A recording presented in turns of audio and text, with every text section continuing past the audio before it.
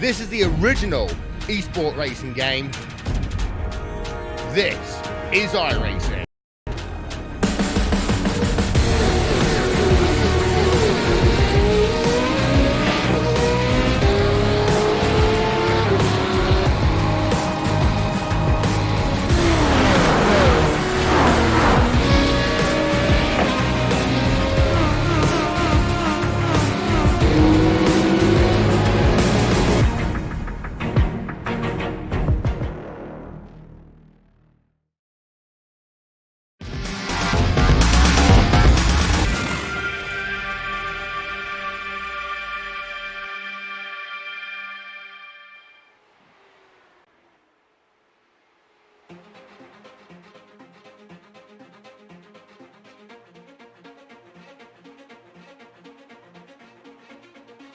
In 2018, Pocono played host to the Classic Indycar Series' longest race of the season. It was 500 miles of thrilling racing, for which Matt Cook went to victory lane. This year, Pocono is once again visited, but this time as part of the Nucentric Solutions Triple Crown, the second race of 3 in this season. Back in April, it was Josh Ginn who was able to take the victory at Texas, but Pocono is a completely different story. 400 miles of racing, but only one winner. Good morning, good afternoon, and good evening, ladies and gentlemen, and welcome to RaceSpot TV and our coverage of Round 8 of the Logykal Classic IndyCar Series. The Nucentric Solutions Pocono 400. Jack Stiles and Randy Chenoweth will be bringing you all the action live on the iRacing Esports Network. And Randy, this circuit has a very famous nickname, the Tricky Triangle.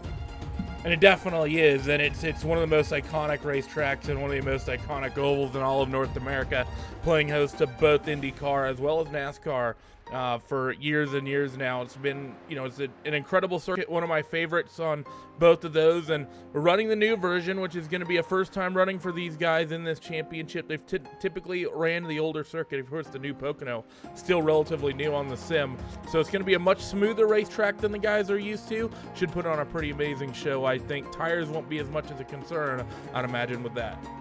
And well, there's only one man who can show you around the Tricky Triangle, and as he has done all season, let's ride on board with Josh Baird for a lap. We will have that for you in just a moment's time, but qualifying is currently underway. Just a minute and a half to go, and we'll bring you all the coverage right after our track guide. Welcome to Pocono for your 2019 Logykal Classic IndyCar Series Triple Crown by Nucentric. I am Josh Baird, and I will be giving you a track tour of the Tricky Triangle. Turn 1 is a high 14-degree banked corner that we will have to apex late to make sure we carry as much entry speed as possible. We will let off the gas and downshift to get our apex properly in the turn. We will push the car right up against the wall on exit to make sure that we get as much exit speed as possible. Many people will end their day by hitting this wall. Going down the long stretch between 1 and 2, we will see a lot of opportunities for people taking advantage of mistakes that their competition made from turn 1. Going through the tunnel turn or turn 2, we will be going full speed, but we will need to apex properly or the car will get tight and into the wall on exit. Turn 3 is a tricky corner because we will let off the gas late and apex very late because the car runs extremely tight through the turns. This corner will put a lot of pressure on the car and wear it out over a long run. Exiting turn 3 will go down the longest straight of the track. Crossing the start-finish line, we will expect to see a lot of action. This has been a track tour of the Tricky Triangle. I hope you enjoy the race.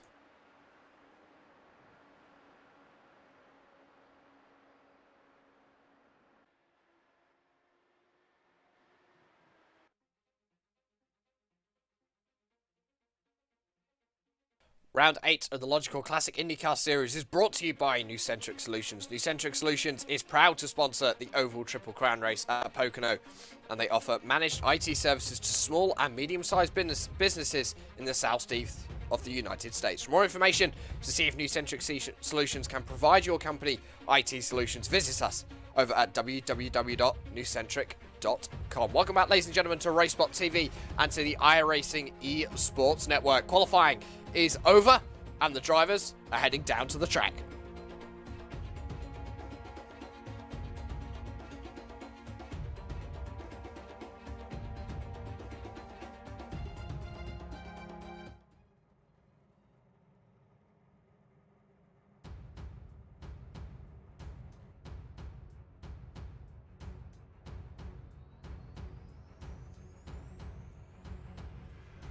Pole position went to Matt Cook with a time of 44.311 seconds. Alongside him on the front row is going to be Andrew Aitken in the number 27. Timo Sinyemi is going to line up third, with Nate Michael lining up in fourth. Robert Grosser in fifth. Andrew Adair Saunders, getting one of his best qualifyings of the season so far, is going to be lining up in sixth. Jan Hoffman seventh. Caleb Weekly eighth. Lucas Laville ninth. And Joshua Chin is going to be rounding out the top 10. Jamie Wilson, his teammate, is going to be lining up in 11th, with Josh Baird in 12th. Logan Simmons 13th. Andrew Wood 14th.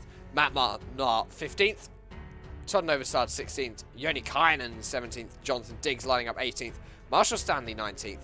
And Hans Pitkin are going to be the last driver to put in a qualifying time, down in 20th. Randy Shoemake, Tristan Hauser, Carsten Brodby, Johnny Garrett, Zachary Svahar, and Henry Bennett are going to be the drivers who will round out the 26-car field, taking on 400 miles today here at Pocono. Matt Cook has also won the prize for that pole position. He has won himself $5 from New Centric Solutions. They, of course, are giving away prizes throughout today's race. More information on that will be coming throughout our broadcast. As the drivers are underway from qualifying, a different way of lining up here at Pocono with this new version of the Pocono circuit, Randy. A bit more of a Le Mans style start today. Sort of take the cars and line them up in more of a parade-style formation on the pit road, don't they? Something that relatively new that a lot of the ovals have been getting treatment on the iRacing service, but the field will roll off and they'll have to manually line themselves up after that. But 2.5 mile pace lap around this place, and then we're letting these guys loose for 400 miles. 3 hours, pretty much the time limit here today, just under 2 hours 55 minutes, but 3 hours is a close enough approximation for me. This is going to be a fun one. Expect a lot of close racing, a lot of action, probably a handful of big accidents. And today is also going to be important for the points, because coming in today, if you look at anything, Matt Cook looks comfortable up at the front, up at the top of the standings. But of course, drop weeks taken into account so far, it does change things quite a lot. It makes that gap smaller at the front, if anything, because Matt Cook has been a good point scorer all season long. We will cover things like that over the course of the next 400 miles of racing. But first, these drivers have got to get themselves underway and under green flag conditions. They're going to come into turn number 3. The pace car will dart down to the left-hand side of the racetrack onto pit road. Of course, last year when we came here, the manual pace car back to the iRacing pace car. This year, no 3-wide start either. And as they head themselves out of turn 3, the field will be under the control of Mr. Matt Cook, the championship leader, as they head themselves into the final race before the summer break. We're green at Pocono and we're up and away. And Matt Cook has got a flyer of a start over Andrew Aitken, already pulling a couple of car lengths. 3 wide, 4 wide, just behind in the midfield there, Randy. But the front of the field off and away nice and cleanly. Yep, and that's where we're pointing our cameras, is in that mid-pack where all the fights are happening. You see one of the championship rivals here, pole sitter, that white and purple car to the bottom left of your screen at the moment. That's Josh Chin. He's dealing with a Vortex car, the number 2 of Lucas Laville. Got Josh's teammate just lined up behind him as well. Look at this big string of cars you have lined up. The front of the field starting to kind of break out and sort of get separated from one another. This mid-pack all over the top of one another as they work into turn 3 for that first time.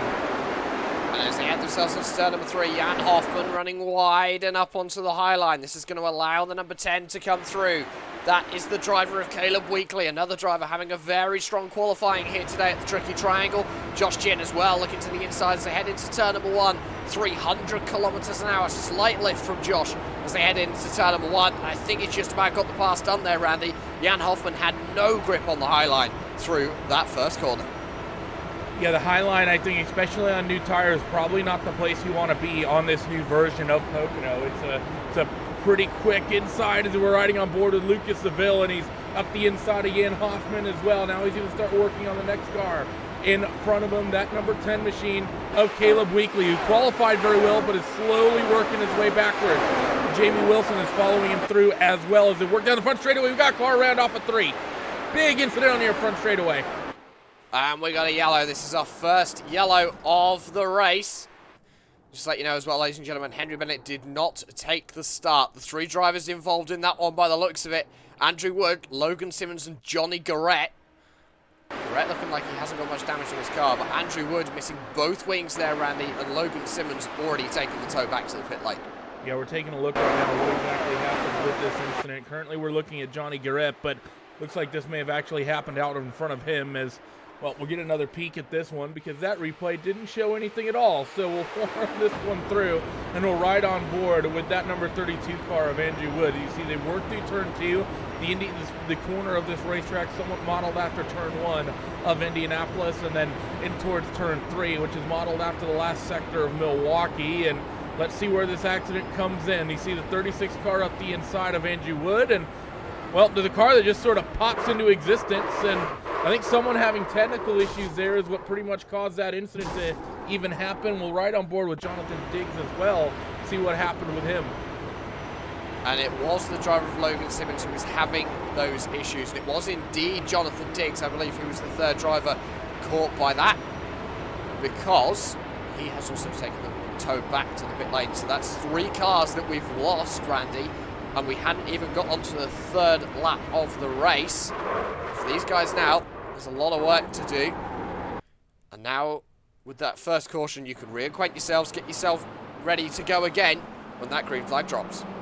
Yeah, you can. So it's going to be a little bit of a heart-pounding moment for all these guys. They do the start of the race. You know, they have the qualifying and the pre-race warm-up, and then they get things all sort of figured out and probably start feeling anxious before the start of the race. You get out there and you get into some intense fights. We saw the likes of Jamie Wilson and Jan Hoffman and everyone involved with those battles in your mid-pack and the craziness that getting involved there, and then you immediately get a reset that's going to unstack up the field. It'll be a single file restart, so while it will in some respects stack the field back up, Jack, it is going to in a lot of other ways kind of spread this field out a little bit more as well, which I think a lot of your drivers are probably going to appreciate, that they're not still working off that 2x2 start, and will at least get themselves a chance to get strung out a little bit before they go back to really trying to log some laps here as the lights go out on the pace car. We'll be green next time by. So the lights are indeed off on the top of the iRacing pace car. Caleb Weekly, Tristan Hauser, Randy Shoemake, and by the looks of it, Carlson Brodby as well as Johnny Garrett. So 5 cars all taken to the pit lane in this first caution period. And just looking through my timing screens, it looks as though Jan Hoffman, one of the drivers who's lost big time off the start, as you were saying, Randy, down 3 positions, obviously a good qualifying, maybe not quite got that race pace just yet. I think for some of these drivers there's still a lot of work to do. The likes of Josh Chin, currently down in 7th. He's had a bad qualifying, but he's going to know that he wants to be further up the front. And of course, Josh, if he wins all 3 Triple Crown races, he can win himself a nice prize fund of $200. Yeah, so he's got to put it all together here. I will say things have started going right already, as we have a lot of cars in that med pack that have already picked up a number of spots. Josh Chin from 10th up to 7th, Jamie Wilson 11th up to 9th, Lucas Seville 9th up to 8th, Matt Molnar 15th to 11th, Yoni Kajanen 17th to 12th. So a handful of drivers who didn't qualify well are already starting to move their way forward, and a couple people who did qualify well starting to fall backwards. Probably the big notable driver there, Caleb Weekly, started 8th. He finds himself 16th after that initial running, as well as it was Jan Hoffman, like you said, who lost 3 as we're getting ready to go back to green. And in the opening 5 laps, the biggest mover and shaker out on the track is Zachary Svahar. He's up 8 positions in 17th. Didn't set a qualifying time, and because of incidents ahead of him and people pitting, he's managed to get himself a little bit higher in the mid-pack. As the field is going to come back under the control of Matt Cook as we head ourselves into turn number 1. The pace car will duck himself down onto pit lane. And away Matt will go. We are back to green flag racing at Pocono as we head on to lap number 6 of 160. Still 155 laps to go for these drivers. The single fire restart for the top 5 looking pretty good. A little bit further behind and side by side in turn number 1, Andrew Adair Saunders to the low side.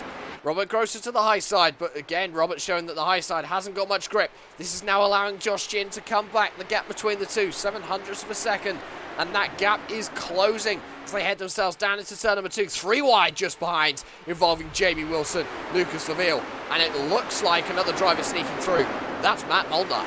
Yep, and that's Jamie Wilson, who's currently gotten isolated on the outside. That high line really not working out. We're right on board with Jamie a little bit to see what's going wrong here as he runs through 1 and 2. And you see on this new version of the track, you don't have that grip strip of tarmac around the middle of the racetrack like you used to. That's going to take a little bit of speed out of that top line, and watch all the drivers as they work in towards turn 1. And you see a couple drivers still struggling with the technical issues out in front of Jamie in towards turn 1, and it's going to be a quick little left-hand flick. You don't see anyone even thinking about running that middle groove, Jack. When you think about what we used to see on the old track here at Pocono, there was always a little bit of bumps on the entry and through the center of turn 1, right down along the bottom of the racetrack. Because of that, it wasn't uncommon to see people run a groove up or whatever as Jamie plays with fire a little bit, clips the apron through turn 2, able to get away with that though nicely, as we're going to check back in with the 93s, continue to move forward on this grid thus far. But you know, the fact that the track is so much smoother is not a great situation for these guys, as it's going to,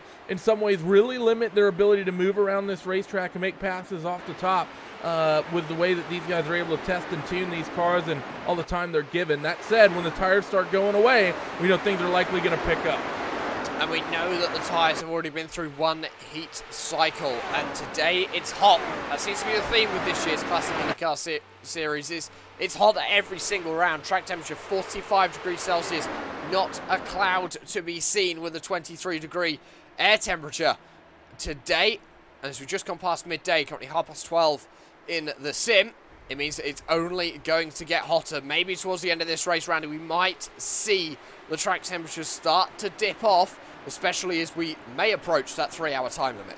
Yeah, it's going to depend how long this race runs, isn't it? I mean, as we said, and everyone who knows, who follows this series, there is a time limit at play, and everyone who doesn't know will sort of reiterate. Most of the races, they put it at 2 hours, except for the longer Triple Crown events.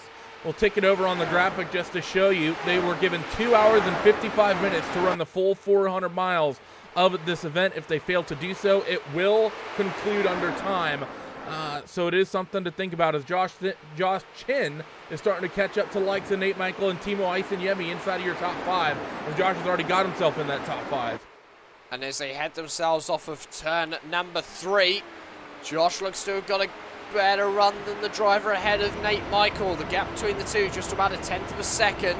Don't think it's going to be close enough for Josh to be able to put a move into turn 1. It is not. And actually through turn 1, he's going to drop back just a little bit, let the guys ahead of him fight, get a better run off the corner. Of course, turn 2 here at Pocono, flat all the way through. Barely any steering input needed. Nate Michael to the inside as they head into turn number 2. Just Timo Eisen-Yemi got nothing to counter for, and he's going to cycle himself back to 4th, Randy.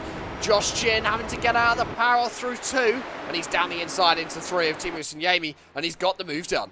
Yeah, that was very well driven there by Josh. Just great traffic management there, working as those two fought, recognizing the fact that Timo was going to get a little bit tight coming through turn 2, and he's probably going to have to lift off of it and able to walk his way through that opening on the bottom of the racetrack behind. I see Andrew Adair-Saunders. He's getting worked on by the 2 of Lucas Seville as they work into turn 1. Andrew up on that middle groove, which we've not seen work. Lucas pushing a little bit off the racetrack, but Andrew Adair-Saunders has a very quick race car underneath him today, and that 12 car looks faster than we typically see it. He's able to hold off that assault from Lucas. First time we've really seen that outside line work there, Jack.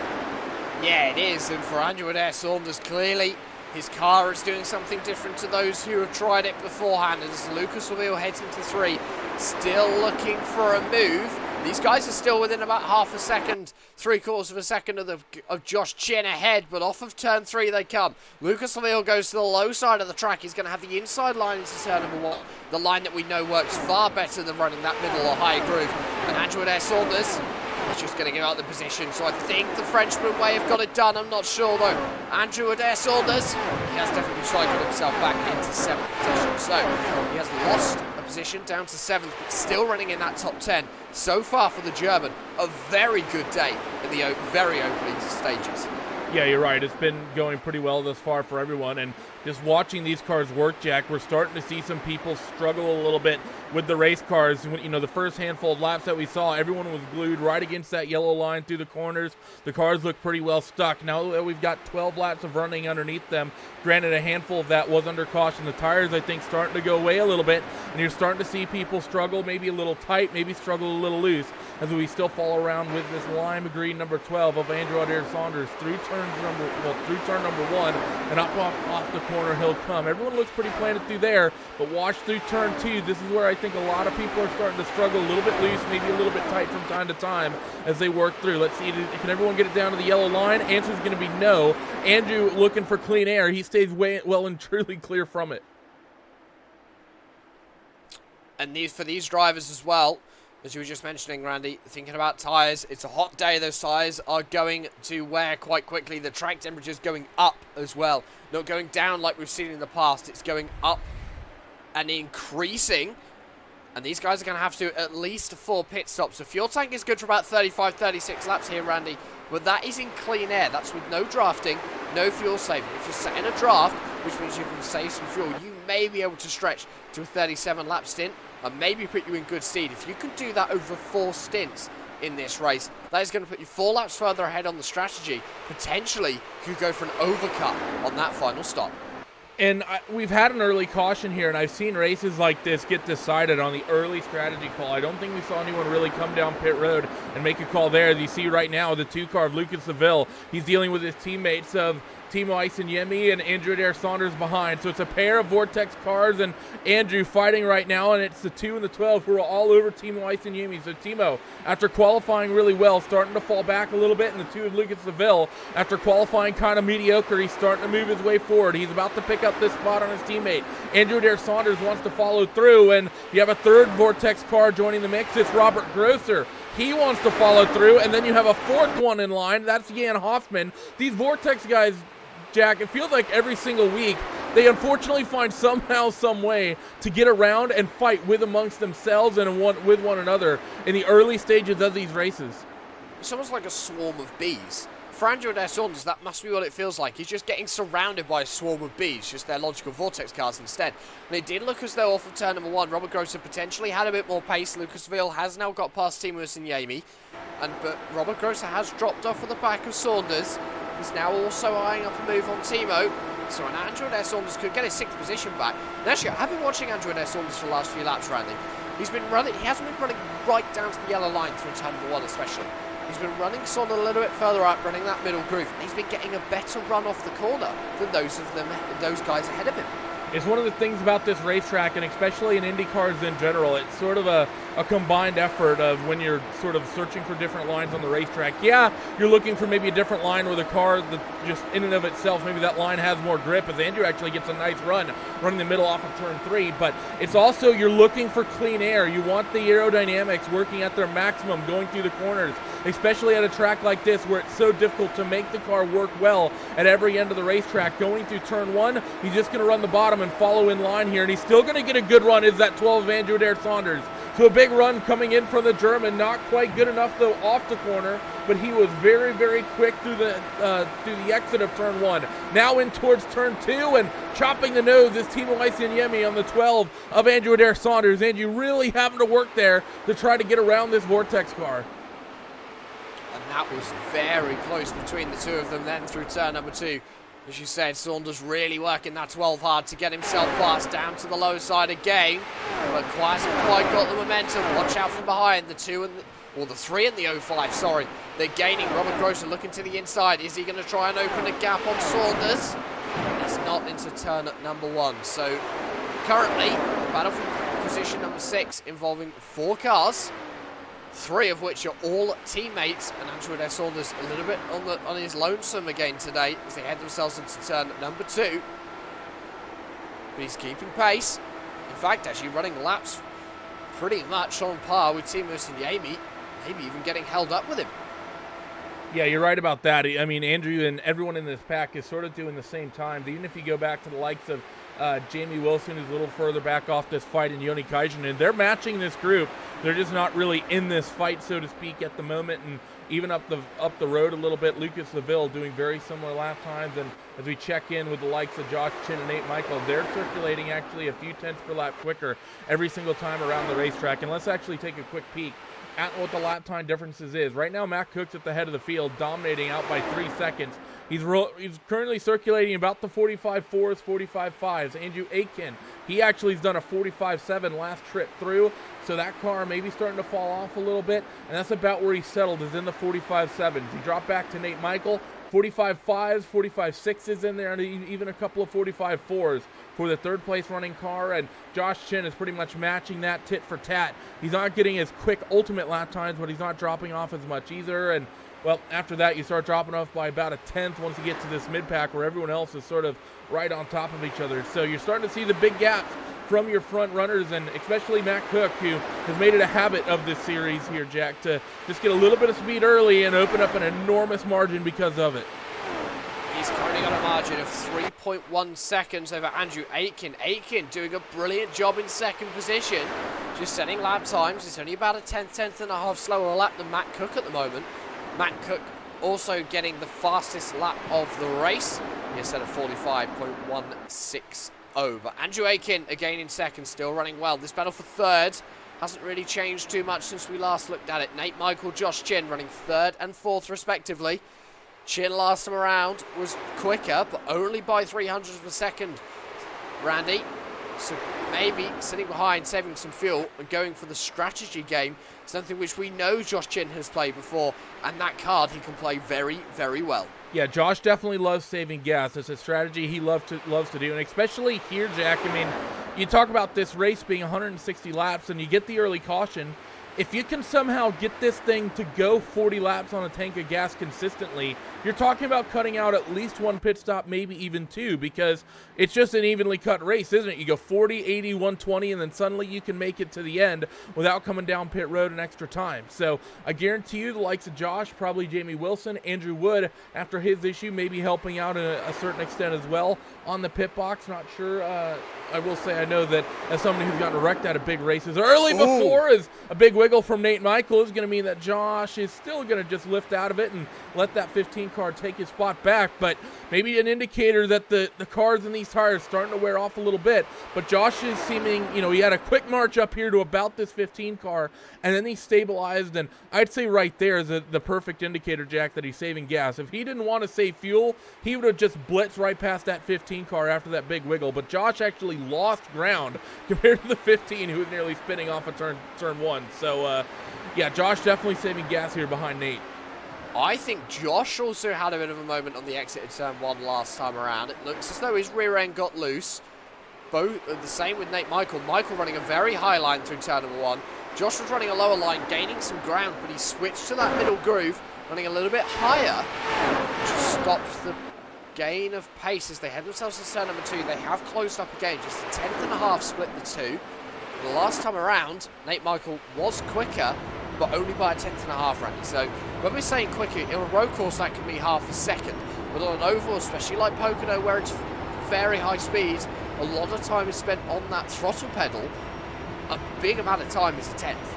And of course, that previous lap, that was the lap they had that big wiggle, so the lap times you don't want to overly sort of analyze into that, especially after something like that. Let's see what happens this time through turn two and how Nate Michael changes how he takes the corner. He's not up against the yellow line at the entry and right at the apex, and runs it out pretty close to the wall on the exit. So Nate playing really tight with the track limits, so to speak, at the moment. Of course, not really a risk of 1Xs, but a nice crisp 0X on the right-hand side can quickly end the race, as we've seen a couple times as Josh gets a nice little run off of turn two.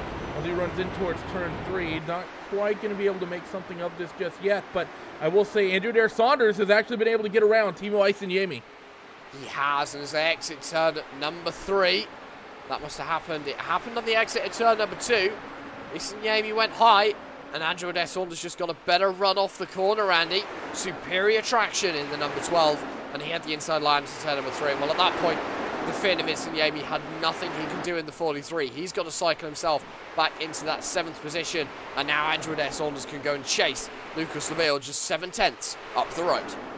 Yeah, he gets through the first of what is two, at least in front of him, Vortex cars, and now he's got to go chase down the next one. Whether or not he'll have time to do so before the next round of pit stops remains to be seen, because we are deep into this run. Like we said, we expect somewhere in the ballpark of about 35, 36, 37 laps on a run. But of course, with that early caution, I don't think it's unlikely to see people stretch this out to about 40. Yeah, I think this first run, especially with that caution, it is going to be longer. And it's going to be interesting to see when people do come down onto the pit lane. Don't forget as well, some drivers did pit later. From Johnny Garrett down, they have already made a stop. Caleb Weakley's made a longer stop, so has Matt Molnar. Speaking of Johnny Garrett, he's just got himself past Hans Pitkanen. So he's got himself past Hans Pitkanen by the looks of things for the 15th position. Either that or my timing screens. No, my timing screens are not going mad. I am. Well, that's good. Yeah, we're only, what, 27 laps in? Yeah, we're already going mad. Yeah, we're 27 laps in and Jack's going mad, so this can't possibly end well, can it? As we ride on board with Yoni Kaijin and switch back over to the TV cameras, he still sits in the wake of Jamie Wilson as they run down in towards turn number 1, and we've not really seen that slipstream, Jack, be that effective. You know, you would have thought at a track like this would have been, you know, one of those racetracks where I would have predicted we'd see some nice, you know, runs with the slipstream, with the long straightaways here. You have, you know, one of the longest straights of any of the ovals we have in North America, coming from turn 3 to turn 1, and it's a really long straight from turn 1 to turn 2 as well. The short chute between turn 2 and turn 3, really not that long, but, you know, it still sets you up nicely for a long run. But we've not seen any of those typical get a run off the corner, slipstream up and down the straightaway and slingshot your way through on the entry to the corner. Really seems like the draft is being primarily used by everyone, at least at the moment, for fuel saving, as Yoni Kaijin just sits in the wake of Jamie Wilson, and he's basically done this since the drop of this since this run started as well. And I probably fitting, considering they both have bright yellow numbers that end with 7 on it. It's probably why they're working together. And I think maybe as well some drivers realizing this is a long race, 400 miles, a lot can happen in that time and that distance. We've still got 132 laps to run, don't forget, ladies and gentlemen. So some of these drivers may be thinking, let's play the long game, do some fuel saving, maybe try and get a lap more than the guy ahead, try and go for the undercut in the pit lane, try and go for the overcut in the pit lane. It's all about strategy.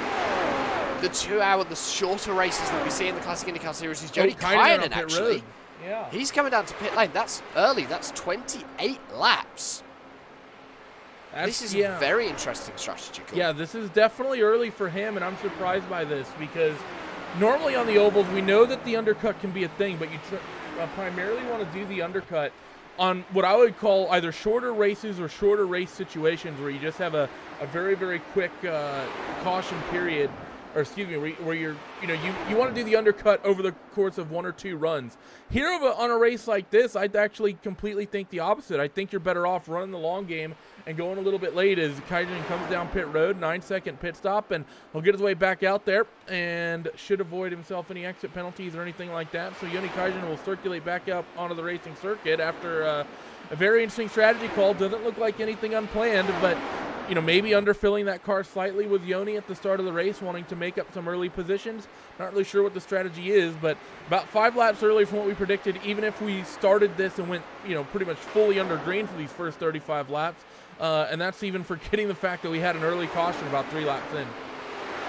And, of course, as you saw, as Yoni Kynan was exiting the pit lane there, ladies and gentlemen, rules in the Classic IndyCar Series do dictate that through turn number 1, you have to run below the yellow line, run on the flat. You cannot enter the oval because of the speed differential between them. We have lost the number 29. Matt Molnar has had trouble. He's showing us 2 laps ago. This is a couple of laps ago, and it looks as though, has he had an incident with a wall? He's decided that his day is done. Looks as though he has, and it's on the exit of turn number 3 there, Randy. We're taking a look at the replay right now to see what exactly happened. I believe it's going to be the next lap after this is what it'll technically be. So we'll push the cameras forward and we'll see what exactly happens to Matt Molnar. I think he started having technical issues, at least on my end, and I think that's why he ended up pulling it off. He's back. We'll see what happens to Molnar here when he comes off turn 3 based on this replay, but not great for the driver of the 29.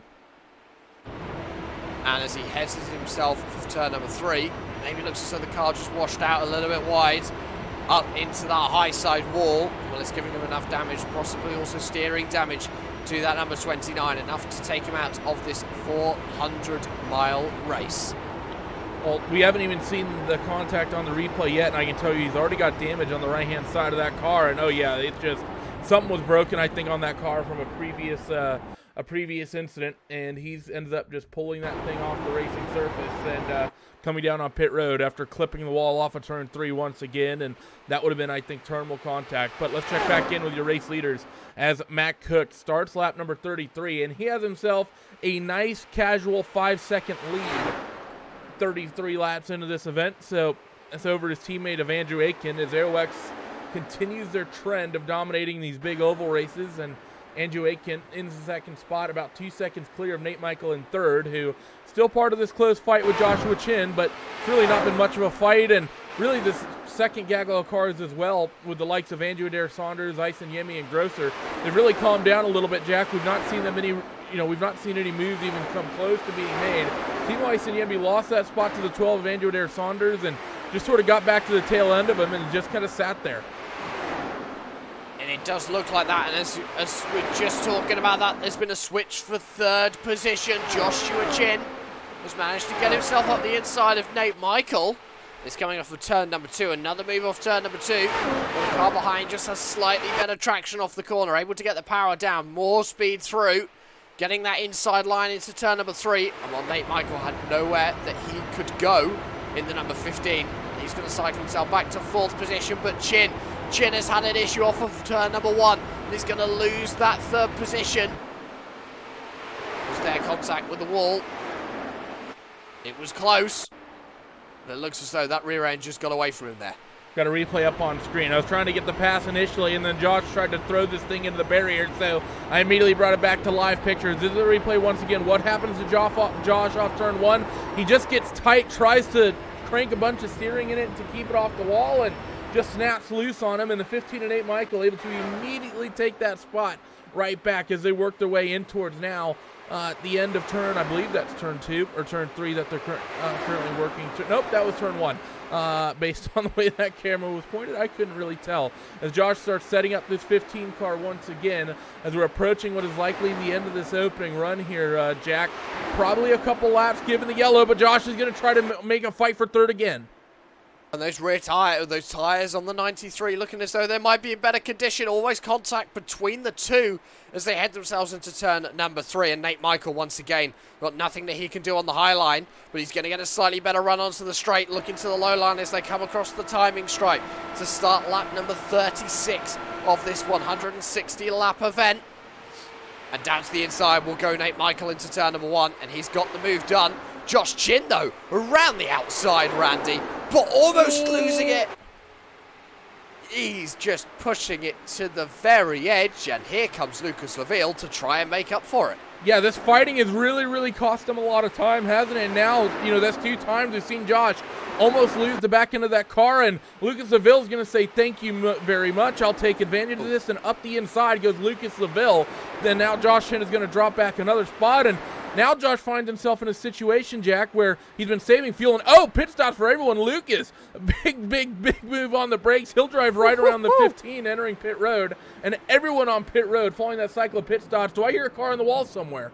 I think I also heard a car on the wall. Robert Grosser, Jan Hoffman, they've stayed out for one more lap. Matt Cook, Andrew Aiken, Lucas Laville, Nate Michael, Josh Chin, Timo Ison Yemi, Jamie Wilson. I might as well just say most of the top 10 at this point. They've all come down onto pit lane to make their very first stops of the race. Can't see anyone affected by a contact in the wall, Randy. Well, and it looks what I'm looking for right now. There was a lockup on pit entry when I heard the... Oh, yeah, it was! Andrew Adair Saunders is in the wall. Oh! And the 12, who was having such a good run up until this point, just overcooking it on the pit lane entry. And it was. I think it was just a simple lockup, wasn't it, Randy? It was indeed. It was very close to not having any contact with the wall, but all of a sudden it did. And number 12 is out of this event. Robert Grosser is down onto pit lane along with Jan Hoffman. So after this lap, every single driver has now made a stop. At least one stop. But because of when they did, Randy, Tristan Hauser in the 56, another one of these Logical Vortex Sim racing cars, they're everywhere on this racetrack today, is leading the motor race. Yeah, you have a handful of cars that have yet to come down pit road near the front of the field. Tristan Hauser, Johnny Garrett, likes of Karsten Brody and Caleb Weekly, Randy Shoemake at the head of the field. Shoemake, one of those Aero X cars, not having quite the speed of his teammates here today, but at least finding his way currently up the running order as they run strategy-wise. Let's see if there have been any changes of position or situation near the front of the field. I'm curious. Actually, it seems like Josh Chen in the 93 has really lost out on a lot of time. He got passed by the likes of Joni Kajanen, and Lucas Seville is clear, and as well as Andrew Derek Saunders, although Andrew I think maybe down a lap. Yeah, he is. But Josh Chen, we're down the running order a little bit, and actually that early pit stop strategy for Joni Kajanen seemingly working out quite well in the 77. Well, he pulled a pit stop time, which was about 3 or 4 seconds quicker than anyone else who's just come down onto pit lane, because of course he's taking less fuel into the car. So he's clearly doing this for the effect of, let's get myself up the order a little bit, get myself track position, and maybe hoping for a caution as Johnny Garrett is going to be exiting the pit lane. Nate Michael, Lucas Seville. Nate Michael got out ahead of Lucas after Lucas did a really good send onto pit lane. Almost didn't get the car stopped there, Randy. Very good that he did. Tristan Hauser from the lead of the motor race is onto pit lane. That's a 35-lap stint, almost all under green. So now we're going to start seeing drivers who have done pretty much all green running on their first stint. Tristan Hauser making his second stop of this race. I'm a little bit surprised, actually, that we've not seen people go a little bit longer on the fuel tanks, Jack, because we got told, you know, in our briefing from the series admins before we brought this in, they sort of thought that they'd be seeing drivers go 35, 36 laps without fuel saving. I'm so shocked that we've seen everyone in this first stint make it exactly 35 laps, including that group that came down pit road, that didn't pit at the caution. I'm surprised they didn't somehow stretch this stint a little bit longer, as Karsten Brody's now down on towards pit road. I believe that's a slightly longer stint from him, as well as Caleb Weekly. So a little bit shocking to me that guy is not going a little bit longer with the caution period. So, Carson Profi and Caleb Weekly both pulling 36 lap stints. Randy Shoemake has cycled himself into the race lead because he hasn't made his stop yet. He is going to go for a 37 lap stint, Randy. So this is, I think, going to be the longest stint that we have seen so far today. And when he does pit, that will cycle the number 6 of Matt Cook back into the race lead. And he currently has a 4.5 second advantage over Andrew Aitken. So Andrew Aitken actually gaining just that little bit back in the pit stop cycles. Yeah, it was a nice pit stop sequence there for Andrew, as we're going to keep our cameras pointed at Randy Shoemake, because most of our fights have kind of separated themselves a little bit, and actually Shoemake's going to hit pit road right here, so he'll call it about 37 laps before he comes down pit road, and now we'll watch the 15 and the 2, Nate Michael and Lucas Seville. Nate Michael has to be pretty annoyed with this here, Jack, because he had a very intense opening stint with Joshua Chin hounding on him pretty much for the entirety of the run. Comes down pit road, and he just swaps one of the best drivers in the series for another one of the best drivers in the series to be hounding him down for another fuel run. Omar Lucas Seville, one of the most experienced drivers, the driver with the second most amount of starts in the Classic IndyCar Series since its inception. The only driver who competed was Robert Grossi, who started every single race so far. We got cars around off of one. Andrew Adair Saunders once again, trouble. Ooh, Andrew Adair Saunders and Carson Brodby looking like another driver involved. Carson Brodby has taken a tow, but he hasn't got any visible damage on his car. And that's because he's pulled it off after turn 1. So Carson Brodby deciding that he doesn't want to carry on with this event. What's happened to the number 12, Randy? He just got the wall. He just plowed tight and got into the wall, and we're right on board actually with this with Joshua Chin, because he had pretty much ringside seats for this little accident. So we'll rewind this and take another peek at it as we'll ride on board pretty much eye level with Joshua Chin as they work through turn 1. Watch for that green car to get tight through the center, and this is one of the famous things with the IndyCar. You have to know you're going to get tight before you get tight. If you react and try to get the car to rotate after you start pushing, you're always going to hit the wall. And Josh is probably like, well, there's a freebie. That was a little bit too close for comfort, but I'll take that, as Josh will get the freebie as well as everyone else behind, the likes of Kaiden, Grosser, Halfman, Jensen Yemi. Everyone's up positions now as they work their way through and continue circulating. And now Joni Kaiden and Josh Chin, they're going to begin fighting out here. So, Josh Chin and indeed Joni Kainen. Very lucky escape for both of them. Andrew Adair Saunders sensible driving as well, taking the tow as soon as he came to a stop. That means we'll keep ourselves under green flag racing here at Pocono. I can see some side-by-side up ahead almost. That was for third position between Nate Michael and Lucas Seville, but nothing again coming of it. Lucas not being as attacky as Josh Chin was towards the end of that stint, but Nate Michael really defending. He's trying to almost break the draft from Lucas and try and just pull a 10th here and a 10th there, Randy. Yeah, a little bit as they work their way down this front straightaway and out in towards turn one, casually at about 208 miles an hour, 206 miles an hour is what Lucas Seville is doing in the slipstream. And through turn number one, watch this 2 car. Does he get a nice run coming off the corner? Not really. Nate Michael in the clean air actually doing quite well. And this is going to be one of the things, I think, due to the hot weather here, Jack. I think that clean air is just so important because these guys are going to be struggling for grip, especially now. We're already about 10 laps into this fuel run. Remember, basically all of your race leaders came down on lap number 35. Everyone pretty much on the same fuel strategy. So everyone is going to start struggling with tires a little bit, as I'll say Lucas is pretty brave using the rumble strips on the inside of turn 3. It's usually not the greatest idea at 200 miles an hour, but he's able to, I think, just about set that move up, but just can't quite get the run he needs to finish it off before they get to 1, as they're slowly reeling in Randy Shoemake, who, after coming down pit road, now finds himself down a lap. So Randy Shoemake, one driver who is a lap down. Carson Broadfee is 3 laps down. He's the last driver running out on the circuit, down in 19th position. So we have lost, by the looks of things, 6 cars with 1 non-starter in the form of last year's overall champion, Henry Bennett. Henry Bennett, of course, the Rookie of the Year in 2017, Randy. He won the series overall last year. Matt Cook last year was the Rookie of the Year. This year, with a summer break coming up. It's such a funny sentence for me to hear in 2019, Matt Cook, Rookie of the Year. Yeah, he's not a rookie to these IndyCars. Those of you who think they recognise that name, Matt Cook has been around for donkey's years when it comes to iRacing. Yeah, he's had a bit of a break. About 2010, I think, is when he got on the sim. Yeah, so he's probably got on when this car first came out, and he was very quick, had a bit of a break with the IR.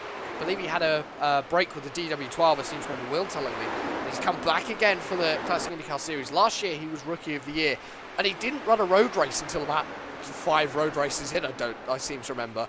So Henry Bennett didn't really have much of a challenge, but this year, he has come in storming. We've got this round, then we're going off for the summer break. The next round is going to be on August the 11th, ladies and gentlemen. We're going to Gateway, another oval, but a very different oval to the ones that we have been to over the last few weeks, Randy. But Matt Cook is looking very strong at the moment. Even with the drop weeks, he's still got a fair good advantage over Joshua Chin, about 90 points to the good. Yeah, he's had a pretty amazing run of points thus far. As actually, Josh, speaking of, he may have just found contact with the wall, and if not, he was very, very close. We'll ride on board with the number 93 and see what exactly happens here off of turn 1. Let's see what happens. Car looks straight before they go through in towards turn 1. Don't see any side pod damage on the car. Pushes a little tight, and no, he just gets loose at the exit, but close to coming into contact with that wall was Joshua Chin. So we'll go back to the live pictures, but yeah, Matt's been around forever. He's pretty much won all the championships in this IR05 that were there to win.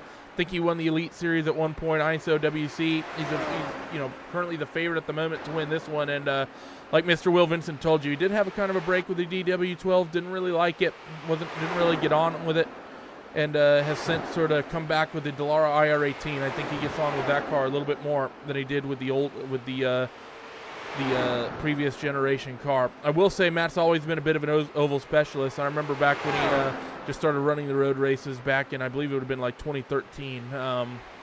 So something he's probably still working at, and something I will say he's gotten much, much better at. Now he's a lot of fun, not only to watch here on these ovals, but on the road course as well, which is always a big talking point, not only in these series, Jack, but even real life as well. See the development of some of the real drivers who maybe are road course specialists developing on ovals, and see some of the oval guys developing on road courses as well. And it is good to see drivers who maybe do only really want to run the road races, or vice versa, only wanting to run the oval races, just having a go in this series. Of course, nothing to lose for these drivers going out and just attempting to do it. We do see it in the real world with some drivers actually dropping the oval races. The likes of Mike Conway, actually, I believe it was back in 2013, decided that he no longer wanted to run oval races, Randy, and then went on and had some brilliant runs on the road races before he switched to endurance racing. And more recently this year, Max Chilton doing a very similar thing as we have trouble out on the racetrack. The number 68 of Johnny Garrett has taken the tow back to the pit lane. some issues for the 68 car. We'll see what exactly has happened. And, oh, well, here it is. A big spin off of turn 1. I can tell you that right now. And I think it's just going to be the same situation we've seen people dealing with, just coming off of turn 1, pushing a little bit wide, coming up off the banking, and the back of the car just gets light. Let's see what exactly happens as we ride on board with Johnny, and the wiggle starts right about here. Oh, no, he actually makes contact with the wall, so he hits the wall, and that spins him down onto the inside wall. He actually came to a stop onto the racing surface, so no caution, though, as he quickly was able to get that car towed up and off the racetrack. But you are right, a handful of drivers throughout the years in IndyCar's history have sort of decided not to go oval racing. Like you said, Mike Conway was one of them, always being a bit of a road course specialist. And like you said, Max Chilton now kind of making that switch, and especially I think doing so after what happened at Indianapolis and the disaster of that in the entire organization. He decides to step back and mostly focus on the road courses, which is, of course, all the drivers have that right. I love seeing people run the ovals, though. Yeah, I must admit, as someone who's only sort of started watching IndyCars in the last few years, the ovals are very exciting. Don't get me wrong, the road courses bring out some brilliant races, better than Formula 1 if you ask me. But with the oval races, it's close racing at 220 miles an hour, especially at Indianapolis, and it really is the greatest spectacle in motorsport, as they do say. But back to the event here today. Joni Kainen looks as though, Randy, he's eyeing up a move on Josh Chin, who's just ahead, a little bit of lap traffic. That is the form, as you say, is the Aerox driver of Randy Shoemaker. Yeah, and we know Josh is struggling with the handling of that race car, and now he's got a bunch of dirty air in front of him, because he not only has Randy Shoemaker and I believe the 4 car just out in front of him, but he also has the pair of Lucas Seville and Nate Michael. That's going to be causing a huge dam of dirty air that 93 car will have to deal with. He'll comfortably get around the 4 as Randy Shoemaker makes way as they work their way in towards turn 3 and begin to run down this front straightaway once again. So that'll make things somewhat simplified for Josh, but Joni Kainen still not quite able to make enough of a move. And it's also not a great situation for the 77 Jack, because while he's slipstreaming the 93 car, Josh, even though he's dealing with the dirty air with maybe an ill-handling race car from the likes of Nate Michael and Lucas Seville, he'll also be getting a little bit of draft from those 2 cars as well, and that'll make it difficult for the 77 to be able to suck back up to the back of that 93. And while I'm just looking at the lap times of all 4 of them last time around, and the slowest of all 4 was Joni Kainen. Whether that was because of traffic, we shall never know. This lap will probably give us a little bit more of an idea as to what those lap times are looking like. But Nate Michael, Lucas Seville and Josh Chin all pretty much setting equal lap times, all running 45.7s, actually quicker than the 2 guys ahead of them in the form of Matt Cook and Andrew Aitken. And this time around, 45.8 from Nate Michael, and 45.6 is from Lucas Seville and Joni Kainen. So those drafts really working, and for Lucas Seville now tucked up right behind the tailpipe. Well, the number 15, as I think was there, a little bit of contact with the safer barrier on the exit of turn number 1, Randy. I'm not quite sure whether Michael was able to save that. I can tell you that there's a little bit of damage on the right side of that car on the side pod. You can see it on the onboard cameras on the roll bar. You can see where the lines no longer line up. You compare that to Lucas Seville's car. Look underneath the mirror on the right-hand side. You can see the body line is straight on Lucas Seville, and it's lined up perfectly. There's a little bit of a wrinkle in Nate Michaels now after that little bit of a touch, perhaps with the outside wall. How much is that going to affect him? Didn't seem like it was that hard of a hit, and he doesn't seem to be dropping back too much. Still maintaining good speed in towards the corner, and they pretty much matched each other that last trip around the racetrack. So maybe a light scrape, but I don't think nothing major, at least at the moment, for that driver of the 15. And these 2 guys scrapping will mean that Josh Chin and Joni Kainen can very slowly close the gap. They were 2/10 quicker last time around. And between Josh Chin and the driver of Lucas Seville, there is just half a second. But Joni Kainen now really close up to Josh Chin, so we're going to have a battle for 3rd and a battle for 5th going on in potentially one big pack. We can't forget behind, as well as Joni Kainen now. He's doing 28 lap stints. Something isn't right with that 77 to be doing 28 lap stints. Well, we talked about the fact that it's warm weather, And, he may just be basically saying, you know what, I want to take the extra pit stop. I'm going to commit to this.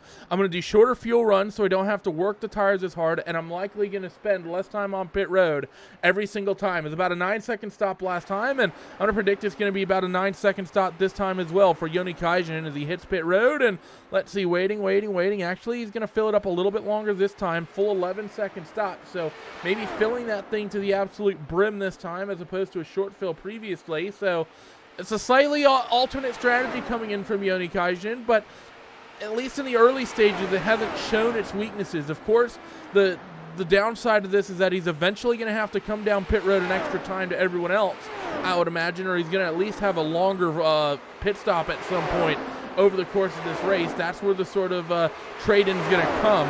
And if we go green to the end, which is very, very possible, he's not going to be, I think, in the greatest of situation because he's just not outpacing everyone rapidly enough with this strategy. He's just sort of buried around these cars that are going further on fuel. And thinking about it, I wonder whether Yoni Kainen, he's done an 11-second stop that time by. He only did an 8-second stop on the first one. I wonder whether he's short fuel for the first two stints, gone, right, this is where the track's going to be hottest, where people are going to be struggling. Let's go for the new tyres. Let's go for a slightly off-strategy move and see what I can get. Maybe realise that it's now not working. It's when everyone else is coming out of pit lane. He's already got 10-lap on tyres, Randy. They are already worn, already going to be losing that little bit of pace. By the time he gets to the point where he could be making a difference, he's got to be thinking about pitting because the fuel's so low. And I think he's now going to go for a full stint. And if the maths plays out right, I think he may still be able to get to the end of the full-stop strategy. Potentially a splash and dash, maybe needed for the 77. I think you can make it to the end from here on 2. Because we're doing about, 35 laps is what you can do. So 35 laps, one stint, 70 laps the second stint. And then, so that gets you to about lap 130, and that'll take you to the end of the 15-8 Michael. Very close to that outside retaining wall again, off of turn 3, and Lucas Seville still not able to quite take advantage of that as they now come up on the lap traffic of Carson Brody as they work through turns number 1. Keep wanting to say turns number 1 and 2, but of course it's not turns 1 and 2, it's just turn 1, excuse me. As down this sort of long pond straightaway, they will work in towards turn 2. And let's see, how does this lap traffic going to affect these guys as they close in on that bright yellow and light blue car of Carson Brody. And that's Carson Brody, of course, last car running out on the circuit. 3 laps down now. He's going to stick to the outside of turn number 3. That's going to give Nate Michael a bad run, but Lucas Seville can get a brilliant run off the corner. Can he capitalise that? I don't know whether he can. He's going to stick to that low side. He's past Carson Brody now, but not changing his line into turn number 1. But he isn't going to be close enough to try and put a move on for 3rd position. Actually, for Lucas, where he's sat, he can save fuel. And if he pits at the same time as Nate, Randy, it could mean that he can have a shorter pit stop. As long as he nails that pit entry and exit, he could get a free 3rd position and do it all in the pits.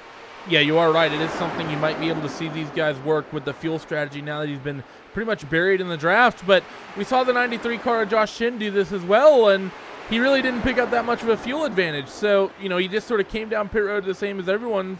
So, that's what I'm a little bit hesitant on at the moment is, either everyone is going for this fuel save strategy at the moment, or the fuel saving just really isn't working out that well and you're not getting that much of an advantage out of it. We're still looking at 46, 47 degrees Celsius track temperatures, and in fact it's gone up even more since the last time I mentioned it as we head towards 1:10 in the afternoon. We have just passed the 100 lap to go mark, ladies and gentlemen.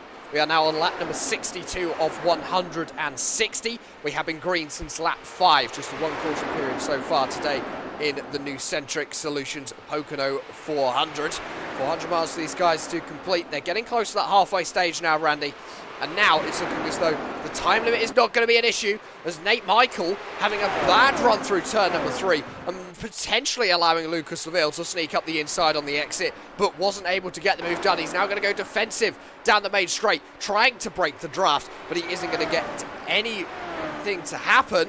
And Lucas Seville actually dropping back by the looks of it down the main straight that time. We saw this happen with the 15, remember, near the end of the last stint, where I think he started struggling with the handling on that race car just a little bit. So I think that number 15, he has good speed, but I don't think he appreciates the balance of that car when the fuel starts getting light and the tires start getting worn. As they work through turn 2 and down this sort of short stretch into turn 3, Lucas Seville trying to set up a move any way he possibly can as he'll work through the center of the corner. You see these guys on this new version of the track, and into the wall actually is that 15 car. Lucas Seville surely should have the momentum to make something stick this time. He'll look to the inside, and now Nate Michael, he's about to go into turn 1 at about 200 with a car that's very, very likely damaged. He's going to stick it to the outside, but is he going to make the corner? He has made the corner, but he hasn't been able to hold on to the position. Lucas Seville has sneaked himself into 3rd position. Nate Michael, it was going to happen at some point because he was using every possible inch of the racing surface, and at that very point, he just ran out of racing surface and found himself an exit wall, and he has in fact dropped behind big time now, down to 2 tenths back from the driver of Lucas Seville, and he's only got a 10th between himself and the driver of Josh Chin. So Chin now can make a massive difference to this race and get himself into 4th. We'll rewind the cameras back and see what exactly happened to the 15 that time coming through turn 3. You may have to rewind him a little bit further. That is going to be the situation. So we'll rewind him about another 20 or so seconds, I believe, as they work their way out there on the racetrack. And did he actually not make contact with the wall? As we'll just get another look at this and what has happened to the 15. He may have actually gotten away with this, and he may not have made that hard of contact with the wall as he works through turn 3. And I think he kind of got away with that. I want to see what happened with on board with Lucas Seville. It was definitely a drift up the racetrack, Jack, that he had to suffer, but I don't actually think he hit the wall nearly as hard as you and I thought he did. And to be honest, it looked like he gave it a big smack on the exit from the external cameras. Maybe actually not making contact at all, but just getting loose. We've seen that before. Josh Chin has done it 2 or 3 times already this race, and no doubt will do it at some point later on. The 93 has a habit of spinning so far this season. Commentators curse, here we come.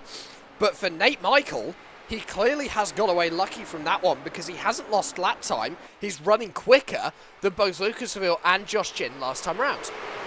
Yeah, he has. So the 15 car has picked up the pace, and he's also done that while he's gotten into the slipstream as he currently works his way around. I do want to try to get just sort of another look at that just to see how close that actually was. But, we'll wait for the pit stop sequence to do that as down this front straightaway he'll work. And, starting to lose a little bit of ground compared to the 2, Jack. But, probably everyone at the moment just thinking about pit stops. We saw 35 laps the opening stint, and we're about 32 laps into this one.